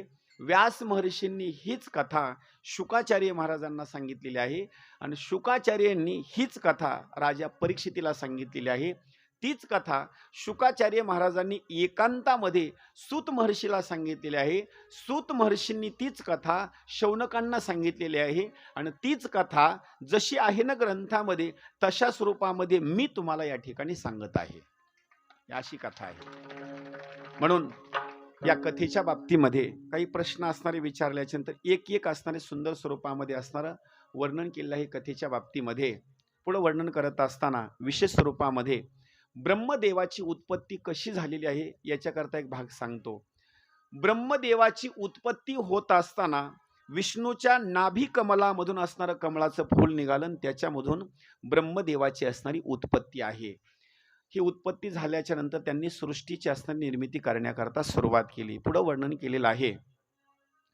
ही जी संपूर्ण पृथ्वी आहे ना, या पृथ्वीच्या बाबतीमध्ये एक विशेष स्वरूपामध्ये एक भाग सांगतो. आपली जी कथा चालू आहे या कथेच्या बाबतीमध्ये नरसिंह भगवंताच्या बाबतीमध्ये जन्म उत्सवाच्या बाबतीमध्ये असणारी एक कथा आहे. म्हणून एक तो पर्वकाळ आहे म्हणून जरा थोड्याशा विशेष स्वरूपामध्ये तुम्हाला एकदा कथा सांगतो. पण ही कथा सांगण्याच्या अगोदर सगळ्या जणांनी एकदा टाळी वाजून एकदा सुंदर असणारं भजन करायचं बरं का. थोडस ताड बसा सगळ्यांनी जरा थोडस असं जरा असा. हा. राधे राधे ओ राधे राधे, राधे राधे ओ राधे राधे, राधे राधे राधे राधे, राधे राधे राधे राधे, ओ राधे राधे ओ राधे राधे, राधे राधे ओ राधे राधे, राधे राधे राधे राधे, राधे राधे। हम भी बोलो राधे राधे, तुम भी बोलो राधे राधे, ताली ताली. हाँ. हम भी बोलो राधे राधे, तुम भी बोलो राधे राधे, राधे राधे ओ राधे राधे, राधे राधे ओ राधे राधे, ओ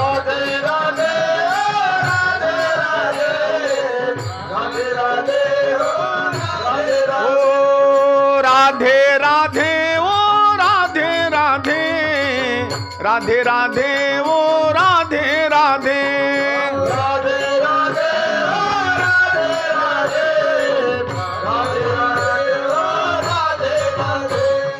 हम भी बोलो राधे राधे, तुम भी बोलो राधे राधे,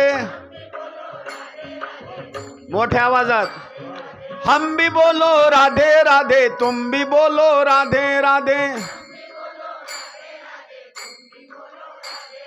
राधे राधे ओ राधे राधे, राधे राधे ओ राधे राधे,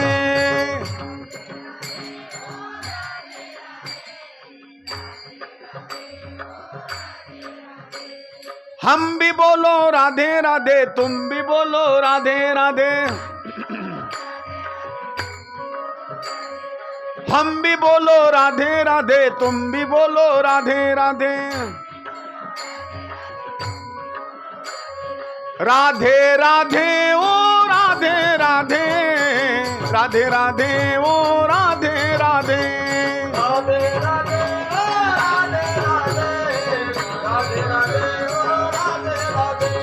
राधे राधे ओ राधे राधे, राधे राधे ओ राधे राधे,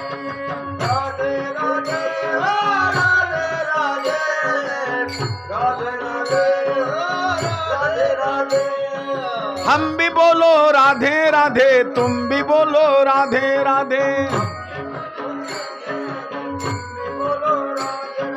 हम भी बोलो राधे राधे, तुम भी बोलो राधे राधे, राधे राधे ओ राधे राधे, राधे राधे ओ राधे राधे,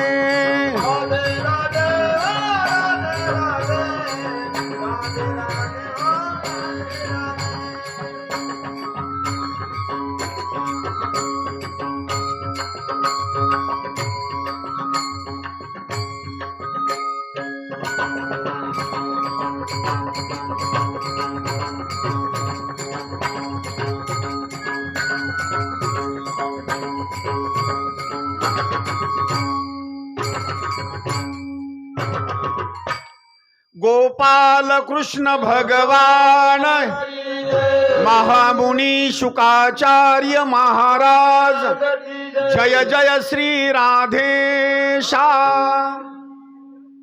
या कथेच्या बाबतीमध्ये आपला जो असणारा सुंदर असणारा हा कथेचा असणारा जो पर्वकाळ आहे, नरसिंह जयंतीच्या निमित्तानं असणारी कथा आहे. ती कथा सगळ्यात जास्त स्वरूपामध्ये जर कोणत्या ग्रंथामध्ये असेल तर भागवतामध्ये विशेष स्वरूपामध्ये असणारी, जास्त स्वरूपामध्ये ही कथा सांगितलेली आहे.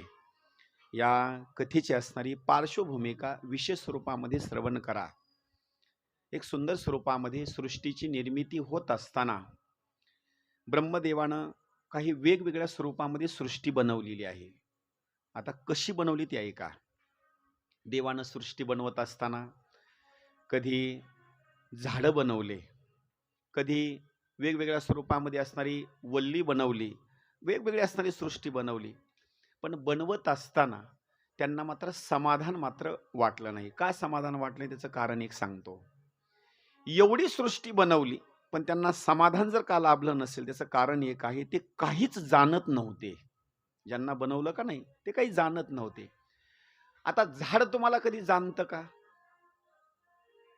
झाड जाणतं का तुम्हाला कधी? कधीच जाणत नाही. बर, लांब सोडून द्या. आणखी थोडस जवळ सांगतो. कुत्र तुम्हाला जाणतं का? जाणत नाही बरं का. थोडं इंदुरीकरच्या भाषेमध्ये सांगतो. विनोद, आपण गाडी 20 लाख 25 लाखाची घेतो. गाडी आपणच जाणतो बरं का. कोणी जर गाडी आणून जरा उभा केली का नाही, आपण अंदाज लावतो नाही एवढी गाडी भारी दिसते, त्या अर्थी 25-30 लाख रुपयाची गाडी असेल. कुत्र जाणतं का त्या गाडीला? अहो, तेवढ्या श्रीमंताच्या गाडीवर सुद्धा येऊन ती काय करतं? ते जाणत नाही ना. ते अजिबात जाणत नाही किती लाखाची आहे काय, त्याला काही त्याचं घेणं देणं नाही. ब्रह्मदेव म्हणतात एवढी सृष्टी मी बनवली पण मला कोणी जाणत नाही. याच्या पुढे आणखी थोडंसं माफी मागून बोलतो. देवाला तुम्ही जाणता का? तर आपण माणूस आहे, देवाला आपण जाणतो. देव दिसला ना, कुठलाही देव असू द्या, गाडीमध्ये बसून जात असेल, कुठे जात असेल, देव दिसला की आपण काय करतो? पाया पडतो. कुत्र जाणतं का देवाला? लक्षात घ्या बरं का, पुढलं बोलायची गरज नाही आता. कुत्र देवाला जाणत नाही. उलट कधी कधी जर त्याच्या डोक्यात जर विषय आला आणि तुम्ही जर नैवेद्य देवाच्या डोक्यावर जर नेऊन ठेवला, त्याला त्याचं काही घेणं देणं नाही. ते देवाच्या अंगावर चढतं आणि नैवेद्य खातं. कुत्र जाणतं का? जाणत नाही. म्हणजे इथं एवढी सृष्टी ब्रह्मदेवानं बनवली पण ब्रह्मदेवालाच कोणी जाणेना. त्यावेळेस निर्णय घेतला मला जाणणारं कोणी तर निर्माण केलं पाहिजे. जाणणारं, त्यावेळेला ब्रह्मदेवानं एक जोडी निर्माण केली. नंबर 1, स्वयंभू मनू आणि शतरूपा. लक्ष करा बरं का. ब्रह्मदेवानं आपल्या शरीराचे 2 भाग केले. उजव्या भागाचं नाव आहे स्वयंभू. अर्धा भाग तो पुरुषाचा आहे आणि अर्धा भाग असणार तो स्त्रीचा आहे. 2 स्वरूपामध्ये. आता एक इथे वर्णन केलेलं आहे. सगळ्या सृष्टीच्या अगोदर जर 2 जण जर कोण बनवले असतील तर स्वयंभू मनू आणि शतरूपा, पहिली जोडी बरं का. ही जोडी निर्माण केल्याच्या नंतर आता या दोघांचंही लग्न करायचंय. तर थोडं बारकाव्यानं ऐका बरं का, आता थोडंसं लक्षात येईल तुमच्या. सृष्टीच्या अगोदर स्त्री आणि पुरुष त्याच्या अगोदर नव्हते. सगळ्यात अगोदर जर 2 जण कोण निर्माण केले असतील, स्वयंभू मनू आणि शतरूपा, आता दोघांचेही लग्न करायचे आहेत. यांचा लग्न कुणाच्या सोबत विवाह लावून द्यावा? आता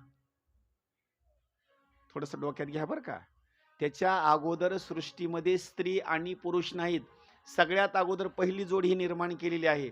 या दोघांचा विवाह करायचा आहे. यांचं लग्न कुणासोबत लावून द्यावं? आता नाही, तसं नाही. तसं लग्न लावून देत असताना ही पहिली जोड निर्माण केलेली आहे. लक्ष करा. स्त्री आणि पुरुष या दोघांचा विवाह लावून द्यायचा आहे. मग विवाह लावून देत असताना थोडंसं आणखी माफी मागून बोलतो. आपल्या घरी मुलगा आहे, आपल्या घरी मुलगी आहे. मग आपला विवाह लावून देत असताना आपण कसं करतो त्यांचा माहिती आहे का? मुलगी जर असेल तर कुठेतरी एखादा मुलगा आपण शोधतो आणि त्या मुलीचा विवाह त्या ठिकाणी असणारा लावून देतो. मुलाचा विवाह करायचा आहे, मग कुठेतरी आपण काय करणार? एखाद्या मुलीचा शोध घेणार आणि त्या मुलाचा असणारं लग्न लावून देणार. पण इथं एक वेळ अशी एक सांगतो घटना की त्या कालावधीमध्ये सृष्टीमध्ये अगोदर स्त्री आणि पुरुषच नव्हते, तर सगळ्यात अगोदर ही जोड निर्माण केलेली. आता लग्न कोणासोबत लावून द्यावं? थोडं लक्षात येईल का तुमच्या? आता लग्न दुसऱ्यासोबत लावूनच देता येत नाही. का? तर त्यावेळेला दुसरी स्त्री पण नाही आणि दुसरा पुरुष पण नाही. मग त्यावेळेला लग्न कुणाचं लावून दिलंय माहिती? ज्या ब्रह्मदेवानं एका शरीरापासून मनू बनवलेला आहे आणि एका शरीरापासून शतरूपा बनवलेली आहे. खरे सांगा, हे 2 जण कोण आहेत? आता हे 2 जण कोण आहेत? या दोघांची उत्पत्ती ब्रह्मदेवापासून झालेली आहे. वडील कोण आहेत? ब्रह्मदेव. आणि यांचे मुलं कोण आहेत? एक मनू आहे आणि एक शतरूपा आहे. म्हणजे हे 2 जण खरे जर सांगायचे म्हटलं तर हे कोण आहेत? 2 जण बहीण भाऊ आहेत. ऐकण्याकरता विचित्र वाटेल पण ही सत्य घटना आहे. आणि या दोघांचंच लग्न लावून दिले ब्रह्मदेवानं. कोणाकोणाचं? मनू आणि शतरूपा या दोघांचंच लग्न लावून दिलेलं आहे. आणि इथून पुढे सृष्टीला उत्पत्तीला सुरुवात झालेली आहे. आणि याच्या पुढे आणखी एक प्रमाण सांगतो. हे माग तर असं झालेलंच आहे माग, पण इथून पुढं सुद्धा तसंच होणार आहे. ऐकण्याकरता वेगळं वाटेल, पण भारुडामध्ये लिहूनच ठेवलेलं आहे, बहीण भावा दोघा जणाचा विवाह लागेल. म्हणजे तो विवाह सुद्धा असाच आहे बरं का. अशा बहीण भावाचं डोक्यामध्ये ठेवू नका. जशी सृष्टी सुरुवातीला निर्माण झाली, तसं पुढं सुद्धा सृष्टी निर्माण होत असताना असाच विवाह लागणार आहे. आपला इथला डोक्यामध्ये भाग ठेवू नका बरं का. त्यावेळेला सृष्टी निर्माण करत असताना एक स्त्री आणि एक पुरुष निर्माण केले. त्यावेळेला त्या दोघांनी हात जोडून सांगितलं, पिताश्री, आम्ही दोघ जण संसार करू, पण नेमकं राहायचं आम्ही कुठं ते सांगा. त्यावेळेला पृथ्वी नव्हती बरं का. त्यावेळेला पृथ्वी नव्हती. ही पृथ्वी पाण्यामध्ये बुडून गेलेली होती, रसातळाला गेलेली होती पृथ्वी. त्यावेळेला रसातळाला गेलेली ही पृथ्वी, ब्रह्मदेवाला प्रश्न पडला, आता एवढी पृथ्वी मी वर कशी काय आणू? हे ब्रह्मदेवाचं काम नाही. त्यावेळेला आदिनारायणाची प्रार्थना केली, देवा तुम्ही मला सांगितलं सृष्टी निर्माण करा म्हणून. आता मी सृष्टी निर्माण करत असताना या सृष्टीमध्ये मी एक मनु आणि शतरूपा निर्माण केलेत, पण यांनी राहायचं कुठं? त्यावेळेला वराह भगवंताचा जन्म कुठून झाला ते ऐका. अशी कल्पना करत असताना, देवाची विनंती करत असताना ब्रह्मदेवाला शिंक आली आणि त्या शिंकमधून वराह भगवंताचा अवतार झाला. बोलिए वराह भगवान की जय, बोलिए वराह भगवान की. वराह म्हणजे डुक्कर. ब्रह्मदेवाच्या नाकातून ज्यांची उत्पत्ती झाली का नाही, ते डुक्कर म्हणजे वराह भगवंताच्या स्वरूपाच्या बाबतीमध्ये साक्षात देव आहेत ते, आणि त्यांची असणारी उत्पत्ती झाली. उत्पत्ती झाल्याबरोबर सगळ्यात लहान लहान एकदम सूक्ष्म असणारं रूप त्यांचं होतं. आता नाकातून म्हणल्याच्यानंतर सूक्ष्म रूप, पण जन्म झाल्याबरोबर एवढे विशाल काय झाले ना, तर एवढं विशाल काय, आकाशापर्यंत गेले, ढगाला सुद्धा असे बाजूला सारू लागले. त्यावेळेला ब्रह्मदेवाने विनंती केली, देवा एवढं विशाल होऊ नका, एक माझं कार्य करा. तुम्ही काय करा, समुद्रामध्ये असणारी पाण्याच्या बाबतीमध्ये ही पृथ्वी अशी बुडालेली आहे, रसातळापर्यंत असणारी गेलेली आहे. तुम्ही काय करा, या पृथ्वीला वर आणा. वर आणत असताना प्रार्थना स्वीकार केली आणि खाली गेले. खाली गेल्याच्या नंतर असं पाणी पोहत पोहत खाली गेल्याच्या नंतर तेवढी पृथ्वी वर आणत असताना, दाढेवर ठेवलेली ती पृथ्वी आहे, वर आणत असताना एका दैत्यानं, राक्षसानं तेवढी पृथ्वी वर आणत असताना अडवली. त्याचं नाव आहे हिरण्याक्ष. आता प्रश्न आहे, ही पृथ्वी वर आणत असताना हा हिरण्याक्ष कुठून आला? लक्ष करा बरं का. आता हिरण्याक्षाचं नाव सुरुवातीला आलेलं आहे. हा हिरण्याक्ष कुठून आला? त्या हिरण्याक्षाची असणारी उत्पत्ती आहे का, त्या हिरण्याक्षाच्या भावाचं नाव आहे हिरण्यकशिपू. आता या दोघाच्या बाबतीत जर वर्णन जर करायचं म्हटलं, तर या दोघाची असणारी जर आई वडील जर सांगायचे म्हटलं, तर आईचं वर्णन केलेलं आहे दिती. लक्ष करा बरं का. आणि वडिलाचं वर्णन करायचं म्हटलं तर कश्यप. दिती आणि वडील असणारे आहेत कश्यप. यांना 1 आणि 2 पत्न्या नाहीत, 13 असणाऱ्या पत्न्या आहेत. आणि 13 पत्न्या, त्या 13 पत्न्याच्या बाबतीमध्ये जर त्या कश्यपाच्या सासऱ्याचं जर नाव सांगायचं म्हटलं तर दक्ष प्रजापती. त्यांच्या असणाऱ्या 3 असणाऱ्या 13 असणाऱ्या कन्या कश्यपांना दिलेत. असे कश्यप जर समजत नसतील तर कश्यपाच्या साडूचं नाव सांगतो. तुमच्याकडे साडूच म्हणतात, साडूच म्हणतात ना. हां, कश्यपाचे साडू जर कोण असतील तर कश्यपाचे साडू आहेत घृष्णेश्वर भगवंत, म्हणजे भगवान शंकर. कारण भगवान शंकराच्या पत्नीचं नाव आहे सती. आणि या सतीच्या जे 13 बहिणी आहेत का नाही, या 13 बहिणी कश्यपाला दिलेल्या आहेत. आणि आपलं जर एखाद्या वेळेस गोत्र जर तुम्हाला सांगता येत नसेल, तर गोत्र सांगत असताना गोत्र जर माहिती नसेल, तर त्यावेळेला तुम्ही एवढं सांगायचं, आमचं गोत्र कश्यप आहे. कश्यप म्हटलं बस, त्या गोत्राला तुम्ही लागलात. म्हणून दिती आणि कश्यप, एक दिवस सायंकाळची असणारी वेळ आहे, 3 प्रहर होऊन गेले दिवसाचे, आणि आता रात्राला असणारी सुरुवात होत आहे. सूर्य अस्ताला जाण्याची असणारी वेळ आहे. संध्यावंदनाचा असणारा भाग चालू आहे, पूजापाठ असणारी चालू आहे, सूर्य भगवंताचं दर्शन घेण्याकरता चालू आहे. 2 स्वरूपामध्ये सांगितलेलं आहे. सूर्य अस्ताला जाऊ लागला ना, तरी त्याचं दर्शन घ्या बरं का. दिवसभर त्यांनी आपल्याला प्रकाश दिलेला आहे. आणि सूर्य उगवला ना, तरी त्यावेळेला त्याचं असणारं दर्शन घ्या, का आता दिवसभर आपल्याला प्रकाश देणार आहे.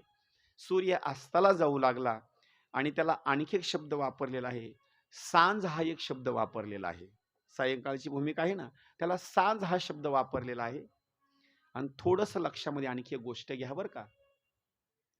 तशा वेळेला जास्त करून एक काम मात्र चांगलं करा. कोणतं माहिती? आपण अभंग म्हणतो ना, झाली संध्या संदेह माझा गेला, तर त्यावेळेला एक काम करायचं, देवाचं नामचिंतन जास्त करायचं. त्यावेळेला काही गोष्टी आपल्या इकडे प्रचलित सांगितलेल्या आहेत, त्या गोष्टी त्यावेळेला करू नये. कोणत्या कोणत्या सांगू? काही म्हणी आहेत, ग्रंथात आणखी सापडल्या नाहीत, पण म्हणी आहेत आपल्याकडे. कोणती? सायंकाळच्या वेळेला जेवण करू नये. खरं आहे का खोटं आहे? आपल्या इकडे एक म्हणी आहेत बरं का. सायंकाळच्या वेळेला जेवण करू नये. सायंकाळच्या वेळेला काय करावं? सायंकाळच्या वेळेला झोपू नये. कोणी माणसं म्हणतात बरं का, उठ बाबा आता, हे रात्र होण्याची वेळ आली, आता सायंकाळ वेळ आहे आणि झोपू नको, जेवण करू नको, अशा काही असणारी म्हणी आहेत आपल्याकडं. का आहे त्याचं कारण सांगतो. सूर्य जर अस्ताला जाऊ लागला ना, तर भगवान शंकर नंदिकेश्वरावर बसतात, विराजमान होतात आणि त्यांची काही सैना सांगितलेली आहे, भूते वेताळ नाचती आणि हर्षयुक्त उमापती. ती वेळ म्हणजे भगवान शंकराची वेळ आहे आणि थोडासा असताना तो कालावधी सांगितलेला आहे. त्या कालावधीमध्ये जास्त एकच काम करावं, ते म्हणजे कोणतं माहिती? फक्त भगवान शंकराच्या बाबतीमध्ये, प्रभू श्रीरामचंद्रजीच्या बाबतीमध्ये भजन पूजन करण्याचा असणारा तो कालावधी सांगितलेला आहे. काही गोष्टी मात्र करू नये. थोडंसं भाग सांगितलेला आहे. जर पती परमेश्वर असेल आणि पत्नी असेल, तर एकांतवासामध्ये असणारं नसावं. त्याचं कारण आणखी एक सांगतो बरं का, माफी मागून बोलतो, ग्रंथातला भाग आहे. ही जर मी वगळला तर कालांतरामध्ये संसारामध्ये तुमच्याकडे विघ्न येतील, म्हणून मला सांगणं गरजेचं आहे. कसा भाग सांगतो? जर तुम्ही एकांतवासामध्ये जर दोघं जण जर असाल, पती आणि पत्नी, तर माफी मागून बोलतो, पोटी येणारी जी पुत्र संतान आहे, चांगली जन्माला येणार नाही, राक्षसच जन्माला येतील. ते ग्रंथातला भाग सांगतो. म्हणून तो जो कालावधी आहे तो एकांतवासाचा कालावधी नसावा. म्हणून ग्रंथातला एक भाग आहे. कश्यप नावाचे असणारे ऋषी संध्यावंदन असणारी करू लागले, देवाची भक्ती करू लागली, पण तेवढ्याच वेळामध्ये दिती आली आणि दितीला आपल्या सौतीच्या बाबतीमध्ये थोडीशी ईर्ष्या होती, म्हणजे द्वेष होता. का? ही दिती म्हणजे राक्षसांना जन्म देणारी आहे आणि आदिती एक आहे, देवाला जन्म देणारी आहे. देव म्हणजे कोण माहिती? 33 कोटी असणारी मंडळी, देवता मंडळी, इंद्र असेल, चंद्र असेल, वरुण असेल, हे स्वर्ग लोकामध्ये राहणारी असणारी सगळी मंडळी, त्यांचा उत्कर्ष दितीला मात्र आवडला नाही. सांगितलं, प्रभू माझी एक विनंती आहे, माझी प्रार्थना अशी आहे की माझ्या पोटी पुत्र संतती येण्याकरता माझी एक विनंती आहे की तुम्ही माझ्या बाबतीमध्ये असणारं थोडंसं लक्ष द्यावं, माझा संसार सुखी असणारा व्हावा, याच्याकरता तुम्ही काहीतरी असणारा तो प्रयत्न करा. माझ्या पोटी असणारी जी पुत्र संतती आहे ना, चांगल्या स्वरूपामध्ये जन्माला यावी, याच्याकरता काहीतरी मला साधन असणारं सांगा. त्यावेळेला साधन सांगत असताना दितीला उपदेश केला. दिती एक भूमिका सांगतो, एकांतवासाचा असणारा जो प्रसंग आहे ना, अमंगल असणारी जर वेळ असेल ना, तर एकांतवासाच्या स्वरूपामध्ये जीवन असणारं जगू नये, असा दितीला काही उपदेश केला. पण दितीनं मात्र ती गोष्ट मान्य केली नाही. तेवढ्या कालावधीमध्ये एकांतवासाचा असणारा काही कालावधी होऊन गेला. त्यावेळेस दितीने एक प्रश्न विचारला मालकाला, मालक सांगा, इथून पुढल्या कालावधीमध्ये माझ्या पोटी मुलं जन्माला कशी येतील? राग आला कश्यपांना, शाप देऊन टाकला, दिती आता इथून पुढल्या कालावधीमध्ये तुझ्या पोटी 2 असणारी मुलं जन्माला येतील, पण दोन्ही मुलं राक्षस जन्माला येतील. ते 2 मुलं कोण माहिती? एकाचं नाव हिरण्याक्ष आणि एकाचं नाव हिरण्यकशिपू. पण ऐक दिती, हे दोन्ही असणारे राक्षस असतील, पण भक्ती करत असताना विरोधी भक्ती करतील देवाची. आपण जी भक्ती आहे ना देवाची विरोधी भक्ती नाही आपली. आपली भक्ती कशी आहे माहिती? देवाच्या बाबतीमध्ये आपली चांगली भक्ती आहे, देवाला विरोध नाही आपला. पण त्यांची भक्ती कशी होती माहिती? देवाच्या बाबतीमध्ये विरोधी भक्ती होती. आणि विरोधी भक्त करत असताना मी तर सांगतो ना, विरोधी भक्ती करा, पण थोडीशी वेगळी भक्ती करा. विरोधी भक्ती कशी माहिती? राक्षसासारखी विरोधी भक्ती आपण करायची नाही. विरोधी भक्ती कशी जर करायची म्हटलं ना, राक्षस मंडळीने विरोधी भक्ती वेगळी केलेली आहे. आपण देवाची निंदा करत असताना तुम्ही असं म्हणा एखाद्या वेळेस विरोधी भक्तीच्या बाबतीमध्ये, देवाने एवढे लग्न करावे का, असं म्हणू शकता तुम्ही. पण विरोधी भक्ती आणखी थोडी वेगळ्या स्वरूपामध्ये सांगतो. तशी विरोधी भक्ती तुम्ही मात्र करण्याच्या भानगडीमध्ये पडू नका. कोणती सांगतो? गावामध्ये जर सप्ताह चालू असेल ना, तर सप्ताह चालू असताना लक्ष देऊन ऐका, तुम्हाला आवडत जरी नसला तर बंद पाडू नका. माझ्या गोष्टी ऐका बरं का. आवडत नाही ना तुम्हाला, तिकडे तुम्ही जाऊच नका. माझी विनंती आहे तुम्हाला, जाऊच नका. तुम्हाला आवडत नाही ना, पण बंद पाडण्याचं काम करू नका. का? देवाचे कार्य असं आहे माहिती बरं का. देव रागात जर कधी येत असेल ना, तर कुठलं कार्य जर बंद पाडत असेल तर देवाच्या बाबतीमध्ये राग सांगितलेला आहे. आणि या दोघांनी काय केलं माहिती? प्रत्येक ठिकाणी यज्ञ बंद करून टाकला. चांगले चांगले कार्य सगळे असणारे बंद करून टाकले. त्यावेळेला देवानं अवतार घेण्याच्या बाबतीमध्ये काही निर्णय दिलेला आहे. देव त्यावेळेला असणारा अवतार घेण्याची सिद्धता केलेली आहे. त्यावेळेस सांगितण्याकरता सुरुवात केलं, महाराज माझ्या पोटी 2 लेकरं राक्षस जन्माला येतील, पण त्यांचा मृत्यू कोणाच्या हातानं होईल सांगितलं? विष्णू भगवंताच्या हातानं त्यांचा मृत्यू होईल. होय महाराज, बरोबर आहे.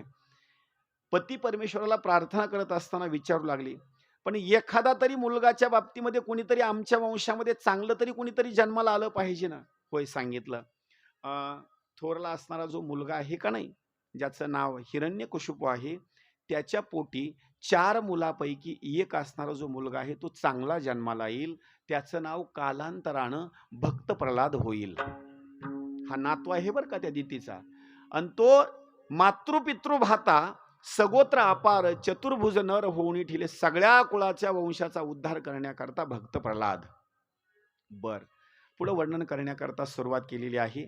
मग असे जर मुलं माझ्या पोटी जन्माला येणारे असतील आणि कालांतरानं जर विष्णू भगवंत त्यांना मारणारच असतील तर आईचं प्रेम किती आहे ते ऐका.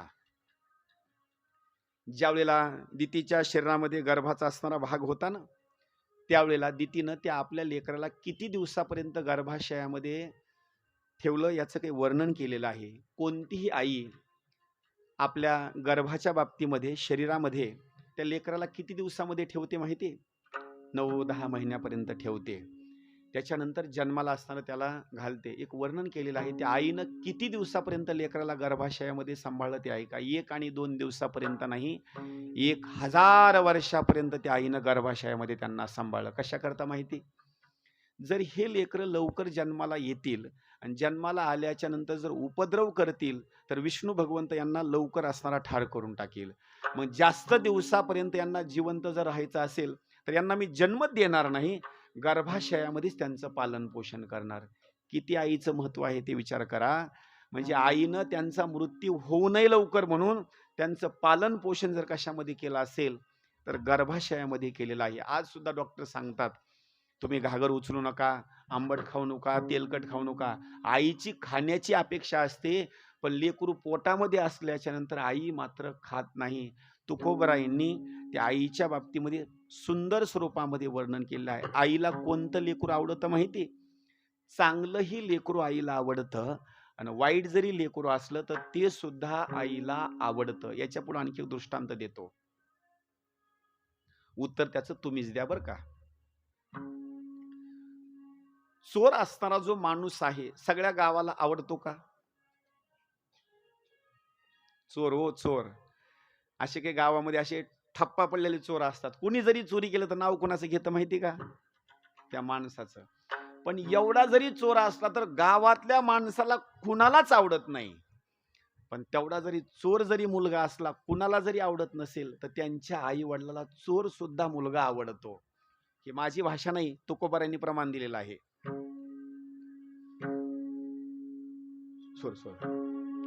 पुत्र झाला चोर,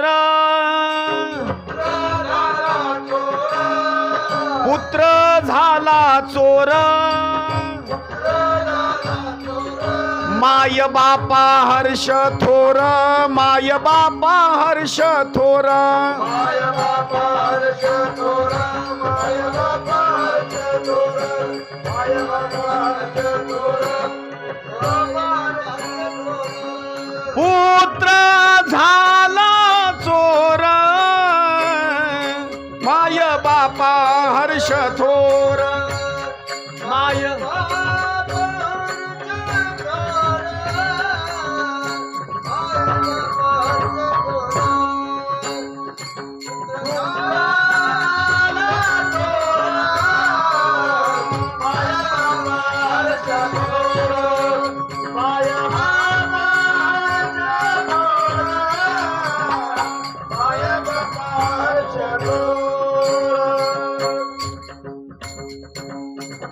किती जरी मुलं वाईट असतील तर ते आई वडिलाच्या बाबतीमध्ये आवडतात.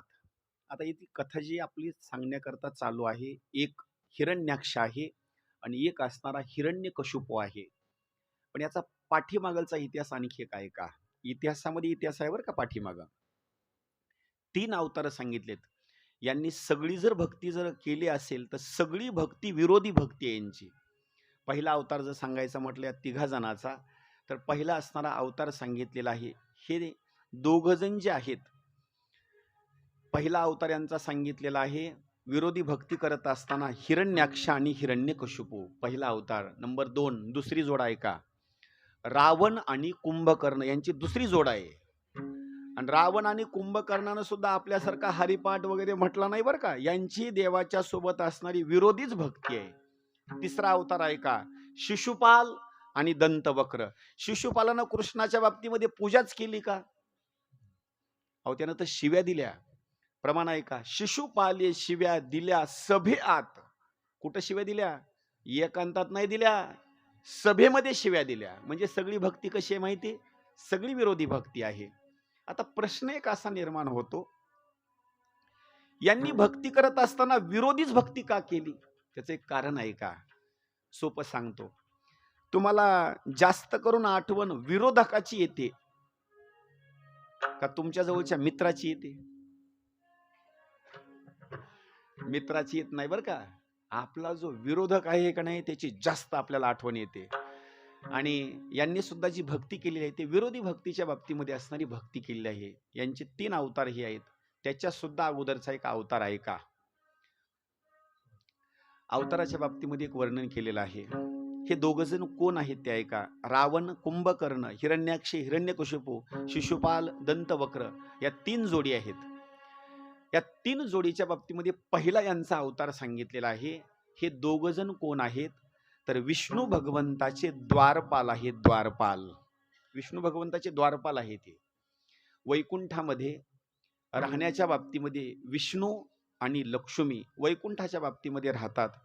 आणि यांच्या घराचं संरक्षण करण्याकरता दोघ जण गेटचे वॉचमॅन आहेत. हे एकाचं नाव आहे जय आणि एकाचं नाव आहे विजय. हे दोघ जण आहेत बरं का. आणि यांना एक विष्णू भगवंतानं सांगितलेलं आहे, कोणी जरी घरामध्ये येत असेल तर आमची परवानगी असली तरच घरामध्ये येऊ द्यायचं, नाहीतर येऊ द्यायचं नाही. ऐका, एक दिवस या वैकुंठामध्ये चार असणारे सनकादिक असणारे आले. सनक, सनंदन, सनातन आणि सनत कुमार ब्रह्मदेवाचे असणारे 4 असणारे मानसपुत्र आहेत. आणि यांचं एक वर्णन असं केलेलं आहे, 5 वर्षाची असणारी मूर्ती आहे. थोडंसं आणखी सांगतो, 5 वर्षाचं जे लेकरू असतं का नाही, त्याच्या अंगावर कपडा असो अथवा नसो, ते बाहेर हनुमंतरायाच्या परिसरामध्ये फिरून जाऊन घराकडे येते बरं का. लक्षात येईल का? त्याला त्याचं काही वाटत नाही, अजिबात काही वाटत नाही. का? वय त्याचं किती आहे? 5 वर्षाचं आहे. कधी अंडरवेल असेल, चड्डी असेल, बनियला असेल, असो नसो काही नाही. जाणार, पंक्तीला जाऊन जेवायला बसणार, पात्रावरचं उरलं तर गिलासामध्ये भरून घराकडे घेऊन येणार. त्याला त्याचं काही वाटतच नाही ना. अहो, ही 5 वर्षाची मूर्ती सनकादिकाची गेलीत कुठं माहिती? वैकुंठामध्ये. वैकुंठामध्ये गेल्याच्या नंतर 2 जण सनकादिक आहेत, द्वारपाल. आणि तिथं बसल्याच्या नंतर सनकादिकाच्या बाबतीमध्ये फिरत फिरत फिरत गेले. आणि हे वॉचमॅनचं 2 जण असणारे काम करणारे सनकादिकाच्या बाबतीमध्ये जय आणि विजय हे जात असताना या 4 जणाला 2 जणांनी अडवलं. कुण? जय आणि विजय 2 जणांनी सांगितलं अजिबात घरामध्ये प्रवेश करू देणार नाहीत. हे सनकादिक म्हणजे साधारण नाही, सृष्टी निर्माण होत असताना सगळ्यात अगोदरचे हे सनकादिक आहेत. सनकादिकांनी विनंती केली, अहो आम्ही कुठेही मुक्त संचार करतो, आम्ही ब्रह्मदेवाचे मानस पुत्र आहेत, आम्हाला आतमध्ये जाऊ द्या. त्यावेळेला त्या जय आणि विजयनं आतमध्ये प्रवेश करू दिला नाही. एकदा नाही, परत दुसऱ्या वेळेला विनंती केली तरी आतमध्ये जाऊ दिलं नाही. परत तिसऱ्या वेळेला विनंती केली तरी आतमध्ये जाऊ दिलं नाही. सनकादिकाला राग आला आणि रागाच्या भरामध्ये शाप देऊन टाकला. 1 आणि 2 योनीमध्ये नाही, 3 योनीमध्ये जन्म घेत असताना 3 युगाच्या बाबतीमध्ये तुम्ही मात्र राक्षस व्हाल, 3दा असणारा शाप देऊन टाकला. आणि हे 3 जन्माच्या बाबतीमध्ये राक्षस झालेले आहेत. पहिलं सांगितलेलं आहे कृतयुग, दुसरं सांगितलं त्रेतायुग आणि तिसरं सांगितलं द्वापार युग. प्रश्न विचारला, आम्ही राक्षसच व्हाल पण आम्हाला परत या नगरीला यायचं आहे, आम्ही काय करावं लागेल? त्यावेळेस सनकादिकांनी सांगितलं, सकाळी उठा, आंघोळ करा, विष्णू सहस्रनाम म्हणा, ज्ञानेश्वरीचं पारायण करा, गाथ्याचं असणारं पारायण करा, तो पुन्हा दुपारच्या वेळेला थोडीशी विश्रांती घ्या, परत कथा करा, हरिपाठ करा, जागर करा, कीर्तन करा. त्या जय आणि विजयानं विचारलं, एवढं आम्ही दररोजचं करू पण किती दिवसाला देव भेटल? ती म्हणली, सांगता येत नाही. एवढी जरी तुम्ही भक्ती केली तरी सांगता येत नाही. ते म्हणले, असं का? त्याचं कारण एक आहे, अनेक लोक करतात पण तन मन धनाच्या बाबतीमध्ये तेवढं काही सहकार्य करत नाहीत. मग सांगितलं, आम्हाला लवकर परत इथं यायचं आहे, मग काय करावं लागेल? सांगितलं, एक काम करा, मारामारी करा, भांडणं करा आणि विरोधी भक्ती करा. मग या तिघांनी जरी निर्णय घेतलेला आहे का नाही, देवाच्या जवळ जाण्याकरता अशी सरळ भक्ती नाही केली, यांनी विरोधी भक्ती केलेली आहे. आणि विरोधी भक्ती करत असताना सारखा देवाचा असणारा द्वेष केलेला आहे, सारखा. एवढंच नाही, लक्ष्मी आहे ना, लक्ष्मीला सुद्धा एक दिवस त्यांनी वैकुंठामध्ये प्रवेश करू दिला नाही, म्हणून त्यांना तो शाप भेटलेला आहे. यांचा असणारा शापाच्या बाबतीमध्ये ज्यावेळेला जन्माची असणारी जी भूमिका सांगितलेली आहे, ज्यावेळेला यांचा जन्म झाला, जन्म झाल्याच्या नंतर यांचे नाव कसे ठेवले ते सांगतो. हिरण्याक्ष हे जे नाव ठेवलेलं आहे का नाही, तर हिरण्याक्ष हे नाव ठेवत असताना त्या दैत्याच्या बाबतीमध्ये भुवई, लक्ष करा बरं का, भुवई त्याच्या थोडा खालचा भाग आणि डोळ्याचा असणारा भाग सगळा सोन्यासारखा दिसणारा असणारा भाग होता, म्हणून त्याचं नाव ठेवलं हिरण्याक्ष. आणि हिरण्यकशिपू नाव ठेवण्याकरता कारण आहे, ज्याचं सगळं शरीर सोन्यासारखं दिसण्याकरता आहे, म्हणून त्याचं नाव ठेवलं हिरण्यकशिपू. लहानाचे मोठे होऊ लागले. मोठे होत असताना एक भाग सांगितलेला आहे विवाहाच्या बाबतीमध्ये. हिरण्यकशिपूच्या पत्नीचं असणारं नाव आहे कयाधू आणि त्यांच्या पोटी असणारी 4 पुत्र संतती असणारी सांगितलेली आहे. संलाद, अनुल्लाद अशा स्वरूपामध्ये एक प्रल्हाद म्हणायचा असणारा एक मुलगा आहे. हे लहानाचे असणारे मोठे होऊ लागले. हिरण्याक्षानं युद्ध खेळत असताना अशी गदा घ्यायची आणि कुणाकडेही जायचं आणि सांगायचं, माझ्यासोबत युद्ध खेळा. त्यावेळेला या हिरण्याक्षानं एवढी पृथ्वी रसातळाला नेली होती. वर आणत असताना विष्णू भगवंतांनी वराहाचा अवतार घेतला आणि वराहाचा अवतार घेतल्याच्या नंतर वराह भगवंतांनी तेवढी पृथ्वी वर आणली, पाणी असणारं समुद्राचं शांत केलं आणि त्या पाण्यावर ही पृथ्वी असणारी स्थापित केली. परत विष्णू भगवंतानं जे युद्ध खेळलेलं आहे, ते विष्णू भगवंतानं वराहाचा अवतार धारण करून हिरण्याक्षाच्या सोबत युद्ध खेळलं. जसा सिंह एखाद्या हत्तीचा वध करतो ना आपल्या दातांनी, तसा वराह भगवंतांनी त्या हिरण्याक्षाचा असणारा आपल्या दातांनी असणारा वध केलेला आहे. त्यावेळेला जसं एखादं कुत्र असेल, जसं एखाद्या ठिकाणी मेलेल्या जनावराचं जसं मांस तोडून खातं का नाही, तसं सगळं त्याचं तोंड मागतं का नाही, तसं हिरण्याक्षाच्या बाबतीमध्ये देवानं त्याचा वध केल्याच्यानंतर सगळं असणारं शरीर त्याचं असणारं माखलेलं होतं रक्तानं. त्यावेळेला विष्णू भगवंतांनी घेतलेला जो वराह भगवंताचा अवतार आहे वर आले आणि वर आल्याच्या नंतर अनेक देवता मंडळींनी त्यांचं असणारं स्वागत आणि पुष्पवृष्टी असणारी केली. हिरण्याक्षाचा असणारा वध केला. बोलिये वराह भगवान की जय, बोलिये वराह भगवान की जय. आपल्या भावाचा वध झाल्यामुळं हिरण्यकशिपूनं काय केलं, विरोधी भक्ती करण्याकरता सुरुवात केली. 4 मुलं आहेत, त्याच्यापैकी 1 क्रमांकाच्या मुलाच्या बाबतीमध्ये जर वर्णन करायचं, हे 3 मुलं आपल्या आईवडिलाचं ऐकत होते, पण छोटा जो असणारा जो प्रल्हाद आहे ना, तो मात्र कोणाचंच ऐकत नव्हता. ज्या वेळेला आपल्या आईच्या गर्भाशयामध्ये होता, त्यावेळेला हिरण्यकशिपू तपश्चर्या करण्याकरता निघाला. गेल्याच्या नंतर तपश्चर्याला बसला आणि बसल्याच्या नंतर ज्या झाडाखाली बसला होता, वर एक असणारा पोपट आला आणि पोपट आल्याच्या नंतर यांनी तपश्चर्या करण्याकरता सुरुवात केली. ओम ब्रह्मदेवाय नमः असं म्हणण्याकरता सुरुवात केली. पोपट आला आणि पोपट आल्याच्या नंतर पोपटानं बोलण्याकरता सुरुवात केली, नारायण. आता ह्याला नारायण आवडत नव्हतं बरं का. याची भक्ती कुणाची चालू होती? ब्रह्मदेवाची. आणि नारायण म्हटल्याच्या नंतर हा नारायण आपल्या भावाचा वध करणार आहे, म्हणून आजचा कालावधी शुभ नाही, म्हणून तपश्चर्या सोडून दिली, घराकडे परत आला. पत्नीनं प्रश्न विचारला कया धुन, तुम्ही आजच गेलात आणि परत कसे काय आलात? सांगितलं आजचा दिवस काही बरोबर नव्हता, तिथं गेलो आणि एक पोपट म्हणू लागला नारायण. मालकाच्या मुखातून कधीच नाव निघालेलं नव्हतं बरं का नारायणाचं. तिनं परत सहज विचारलं काय म्हणत होता? नारायण. अहो मी ऐकलं नाही, परत एकदा सांगा ना. नारायण. सारखं नारायण नारायण नारायण म्हटल्यामुळं काय झाला परिणाम माहिती? त्या गर्भावर परिणाम झाला. सत्वर उच्चार केला. कुणा? त्या सारखं हिरण्यकशिपूच्या बाबतीत सत्वर उच्चार प्रल्हादी बिंबला उद्धवाला धला कृष्णदाता. त्या गर्भाच्या बाबतीमध्ये परिणाम झाला आणि त्याला उपदेश कालांतरानं नारद मुनीनं केला. भक्त प्रल्हादाचा जन्म झाल्याच्या नंतर गर्भाशयामध्ये त्यानं नाव ऐकलेलं होतं.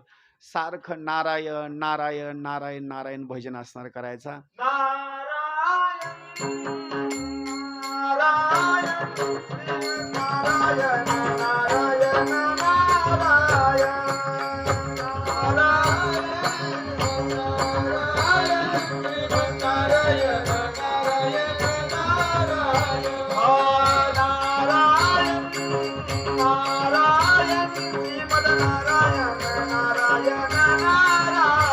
ओ नारायण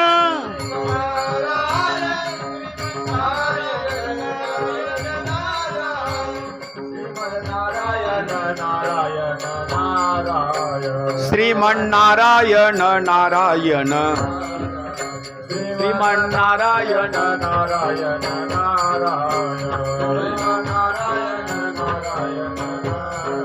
ओ नारायण नारायण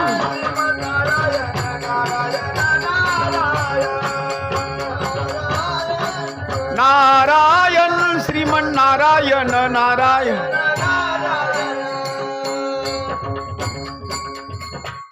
कालांतरानं लहानाचा असणारा भक्त प्रल्हाद मोठा झाला.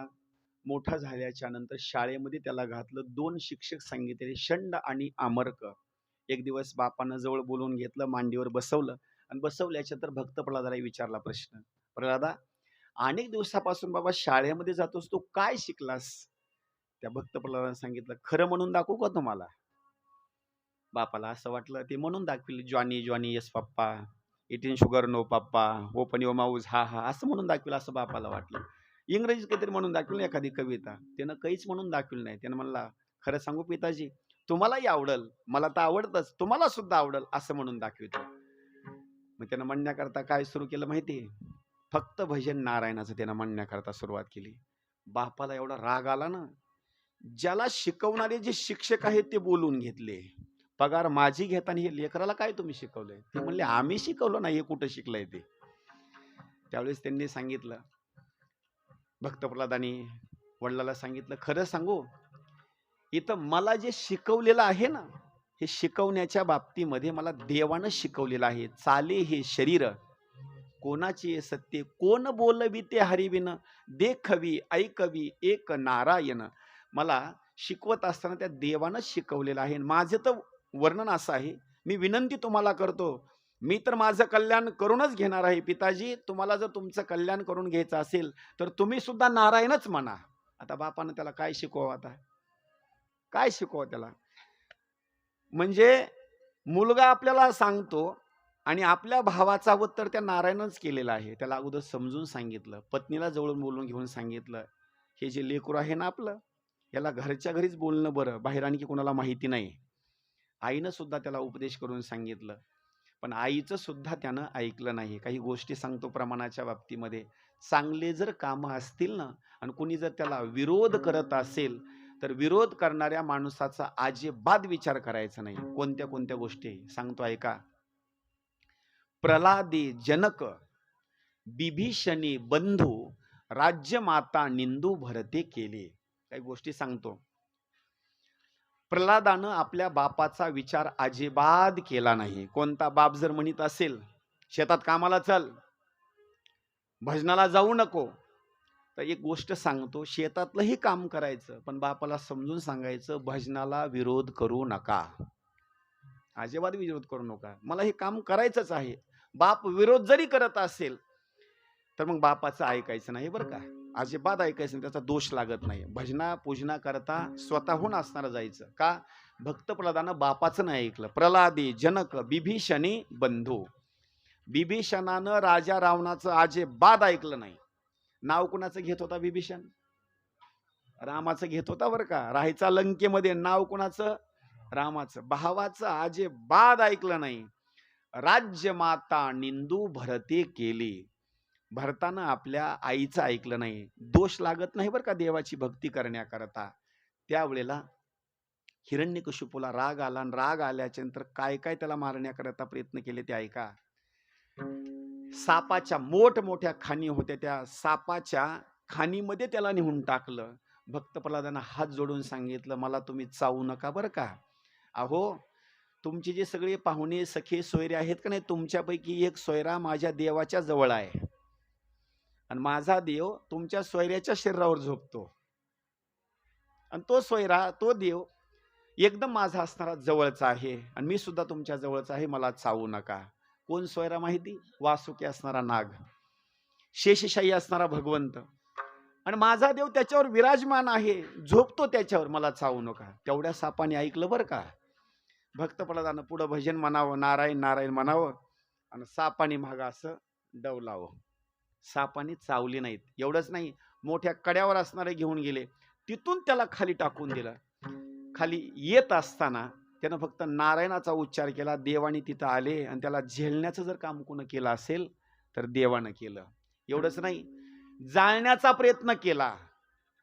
कढईमध्ये उकळतं तेल होतं, त्याच्यामध्ये टाकण्याकरता सुरुवात केली, काही परिणाम त्याच्यामध्ये असणारा झाला नाही. शेवटी एक दिवस हिरण्यकशिपूनं विचारण्याकरता सुरुवात केली, बेटा, एवढी तुझी ज्या नारायणावर भक्ती आहे, तो कुठं आहे नारायण? त्यानं सांगितलं, खरं सांगू पप्पा, नारायण प्रत्येक वस्तूमध्ये आहे. हरी जळी स्थळी भरला, रीता ठाव नाही उरला, आज म्या दृष्टीने पाहिला, विठ्ठलचे पाहे तिकडे देव आहे, दिशा व्यापोनी भरला राही. प्रत्येक वस्तूमध्ये माझा असणारा तो नारायण आहे. त्यावेळेला जिथं हिरण्यकशिपूचं राज्य होतं का नाही, त्या महलाला हजारो खांब होते.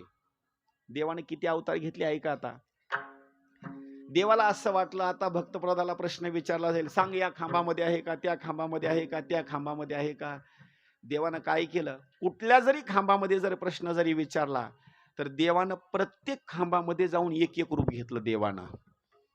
आणि त्यावेळेला प्रश्न विचार, सांग या खांबामध्ये तुझा देव आहे का नारायण? सांगितलं, हो आहे. राग आला, आणि रागाच्या भरामध्ये काय केलं माहिती?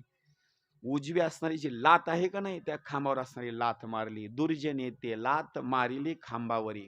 लात मारल्यामुळं तेवढा असणारा खांब असा कडाळला, आणि कडाळल्याच्या नंतर मधून जर जन्म कुणाचा झाला असेल, ज्यांच्या बाबतीमध्ये आपली कथा आहे ना, जयंतीच्या बाबतीमध्ये, त्या नरसिंह भगवंताचा जन्म त्या खांबामधून झाला. बोलिये नरसिंह भगवान की, बोलिये नरसिंह भगवान की जय. नरसिंह भगवंताचा जन्म झाला. जन्म झाल्याबरोबर भगवंतानी येण्याकरता सुरुवात केली हिरण्यकशिपूच्या जवळ, शस्त्र उगारण्याकरता सुरुवात केली. पण देवाच्या बाबतीमध्ये राग आला, आणि रागाच्या भरामध्ये देवानं काय केलं, त्याला अलगद उचललं आणि चौकटीच्या जवळ नेलं. त्याचे काही कारण सांगितलेत का चौकटीच्या जवळ नेलं. त्यानं वरदान तसे मागून घेतले होते. ब्रह्मदेवाला वरदान मागितलं होतं, मला पृथ्वीवर मारायचं नाही ना, आकाशात मारायचं नाही. कुठं देवानं मारलं माहिती? पाय सुद्धा पृथ्वीवर ठेवला नाही देवानं. पाय सुद्धा चौकटीवर ठेवत असताना बसल्याच्या नंतर असे पाय सुद्धा देवाचे आदर आहेत. म्हणजे खाली मारलं नाही, वरी मारलं नाही, उंबऱ्यावरच असणारा चिरण्याकरता सुरुवात केली. पण कसं मारलं ऐका. दिवसाही मारलं नाही, रात्री मारलं नाही. सूर्य ज्या वेळेला अस्ताला जाऊ लागला का नाही, अर्धा अस्ताला गेला होता आणि अर्धा शिल्लक होता, तशा स्वरूपामध्ये. एवढंच नाही, मारत असताना वरदान मागून घेतलं होतं, मला शस्त्रानंही मारायचं नाही आणि अस्त्रानंही मारायचं नाही. हे नख जे आहेत का नाही तुमचे, शस्त्रही नाहीत आणि अस्त्रही नाहीत. एवढंच नाही, अनेक वरदान मागितले होते.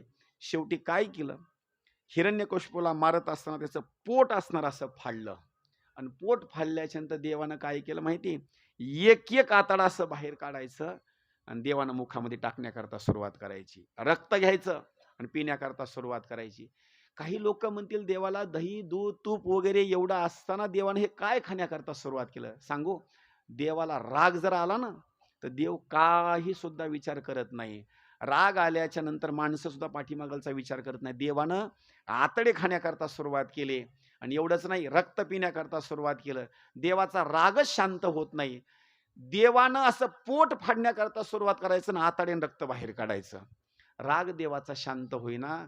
त्यावेळेला अनेक जणांना विनंती केली तरी राग शांत होईना. शेवटी राग देवाचा शांत होण्याकरता 33 कोटी देवता मंडळींनी, लक्ष्मी मातेनं, अनेक देवींनी भक्त प्रल्हादाची विनंती केली आणि सांगितलं, भक्त प्रल्हादा तुझ्याकरता अवतार घेतला बाबा, राग आता शांत होत नाही. एक काम कर, स्वतःहून भगवंताच्या चरणावर तू लोळण घे. भक्त प्रल्हाद लहान आहे बरं का, देवाला समजून नाही सांगितलं. भक्त प्रल्हाद गेले आणि देवाच्या चरणावर लोळू लागले. मुलगा लोळतो, भक्त प्रल्हाद लोळतो म्हणून देवानं काय केलं, उचलून घेतला कडेवरी. कुणाला? भक्त प्रल्हादाला. आणि उचलून घेतल्याच्या नंतर भक्त प्रल्हादानं हात जोडून सांगितलं, देवा आता माझे वडील मरण पावलेत, आता सोडून द्या की, आता बस झालं की आता म्हणले. आता